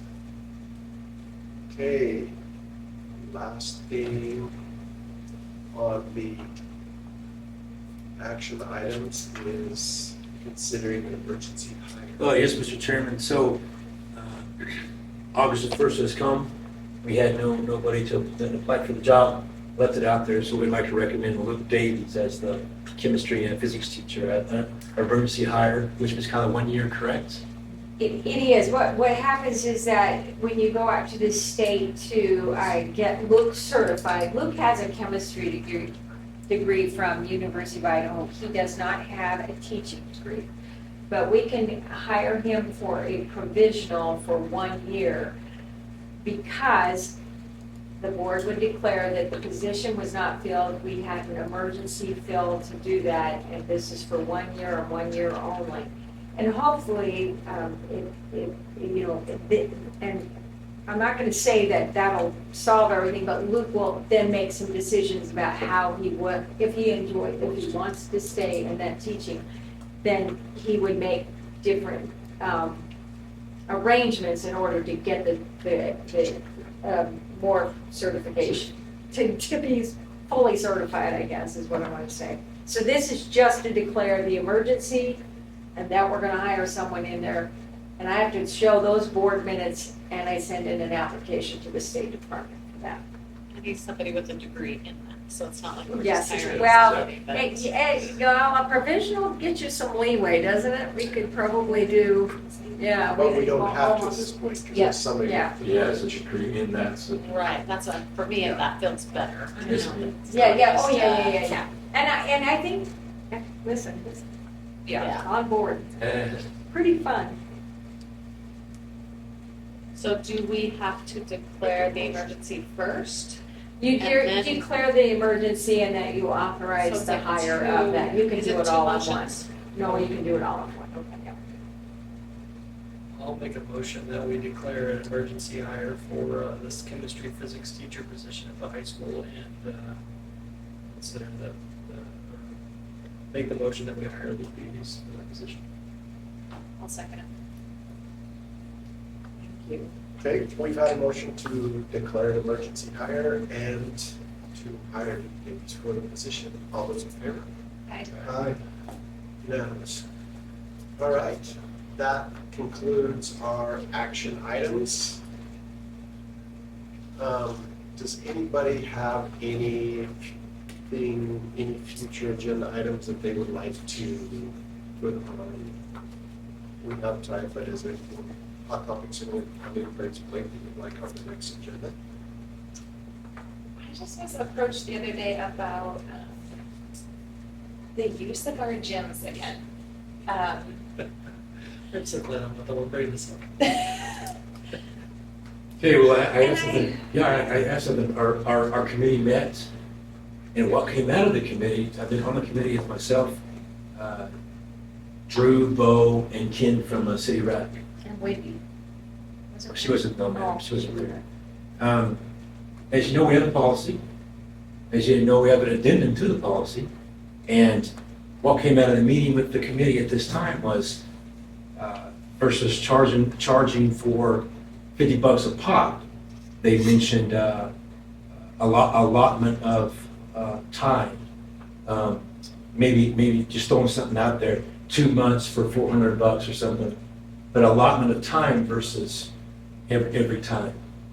Now, if you want to task me with something to go back specifically for the committee, I'm all ears. But I really didn't know what to say. I just knew you mentioned it, Mr. LaRue, and I wanted to get it before school started, try to get something going. So whatever you guys decide.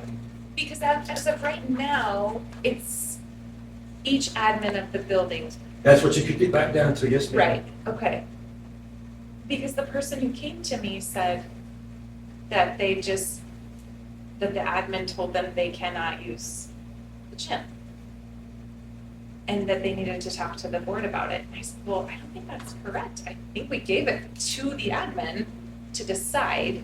Did they say what the reason the admin told them they couldn't? Was it busy? Was it being utilized? No, because I don't think it wasn't even like dates set in stone. You know, it was just a conversation about, I think it was somebody wanting to use it for basketball. But anyway, and it was for, kids in our district. I was a little caught off guard by it because I thought that we gave that to the admins to decide. And I'll piggyback on that, a conversation that I've had with a driving force behind this question also approached me. And basically the statement that was given to him by a building administrator with this has been our policy, is that when we have school-sponsored sports in action, we don't allow other community organizations to use our facility for other sports because it may draw from our athlete base. Does that make sense? So like we have football currently going on, starting today. Excuse me, Mr. LaRue. Yeah. I just want to remind us that we can't, this is just future items, it's not a discussion item. Yeah, that is correct. Yeah. So in order to, appreciate this, in order for this conversation to further, we need to put that on our specific agenda Yeah. for next month so that we can dig into this. Thank you for that reminder because Yes. it was not on our current agenda. Saying, let's discuss it. But so, See, remember, you, per our discussion, per our agenda for next All right. month, we Discussion need item. to add discussion item, Just to clarify some of those expectations. gym use. Yeah, I guess, yeah. But if we I just think gym these are use, then still- we can kind of dig into something. That is not just for the track. Okay, school facility use. No, it's fine. Nobody uses. Anyway, that's all I They can can't think of, use just because this- it this fall. came up gotcha, recently. thank you. I hope it's done by this time. Is there anything else? Anything? Oh, it's. So we'll add that, I'm gonna make a note. We'll add that on future agenda. Anything else that burning issues, not so burning, any other issues? Any other, not issues, any other topics? It's getting late. What about our car giveaway? Oh, yeah. That deadline's coming up awful fast. Yeah, it's gonna be good. Yeah, if you wait 1 second, I will tell you. There's more advertising. Yeah, We can't talk about it. that's true. It's just an action item. It's on the next agenda. Here's the amount we request so far. How much did we? That should have been Usually on it's in the superintendent super report. So it's cool. It is. It is in there. So we can talk Look on about. the website, Mr. Brush. There we go. Wasn't it in your, oh, no, that was your No. email. It's all running together. I know. Okay, It was so long. We'll make The sure. next meeting is gonna be at the Right deadline before. of that. Because the deadline is the September 3rd. 13 October is when we give it, 13 September is when we give it away. And they have to buy their tickets by the 1 week 6th. prior. Oh, before our Oh, by next the board. 1 meeting. week prior. September 6th. Because we have to get all the names, transpose them from that onto paper copy, or onto tickets somehow for our Rollerooski for halftime of the games. If you like that word, it's a southern word, but that's. So we cannot right now ask any questions about that? You can ask questions. You can ask questions, and I can steer you one way or another, but.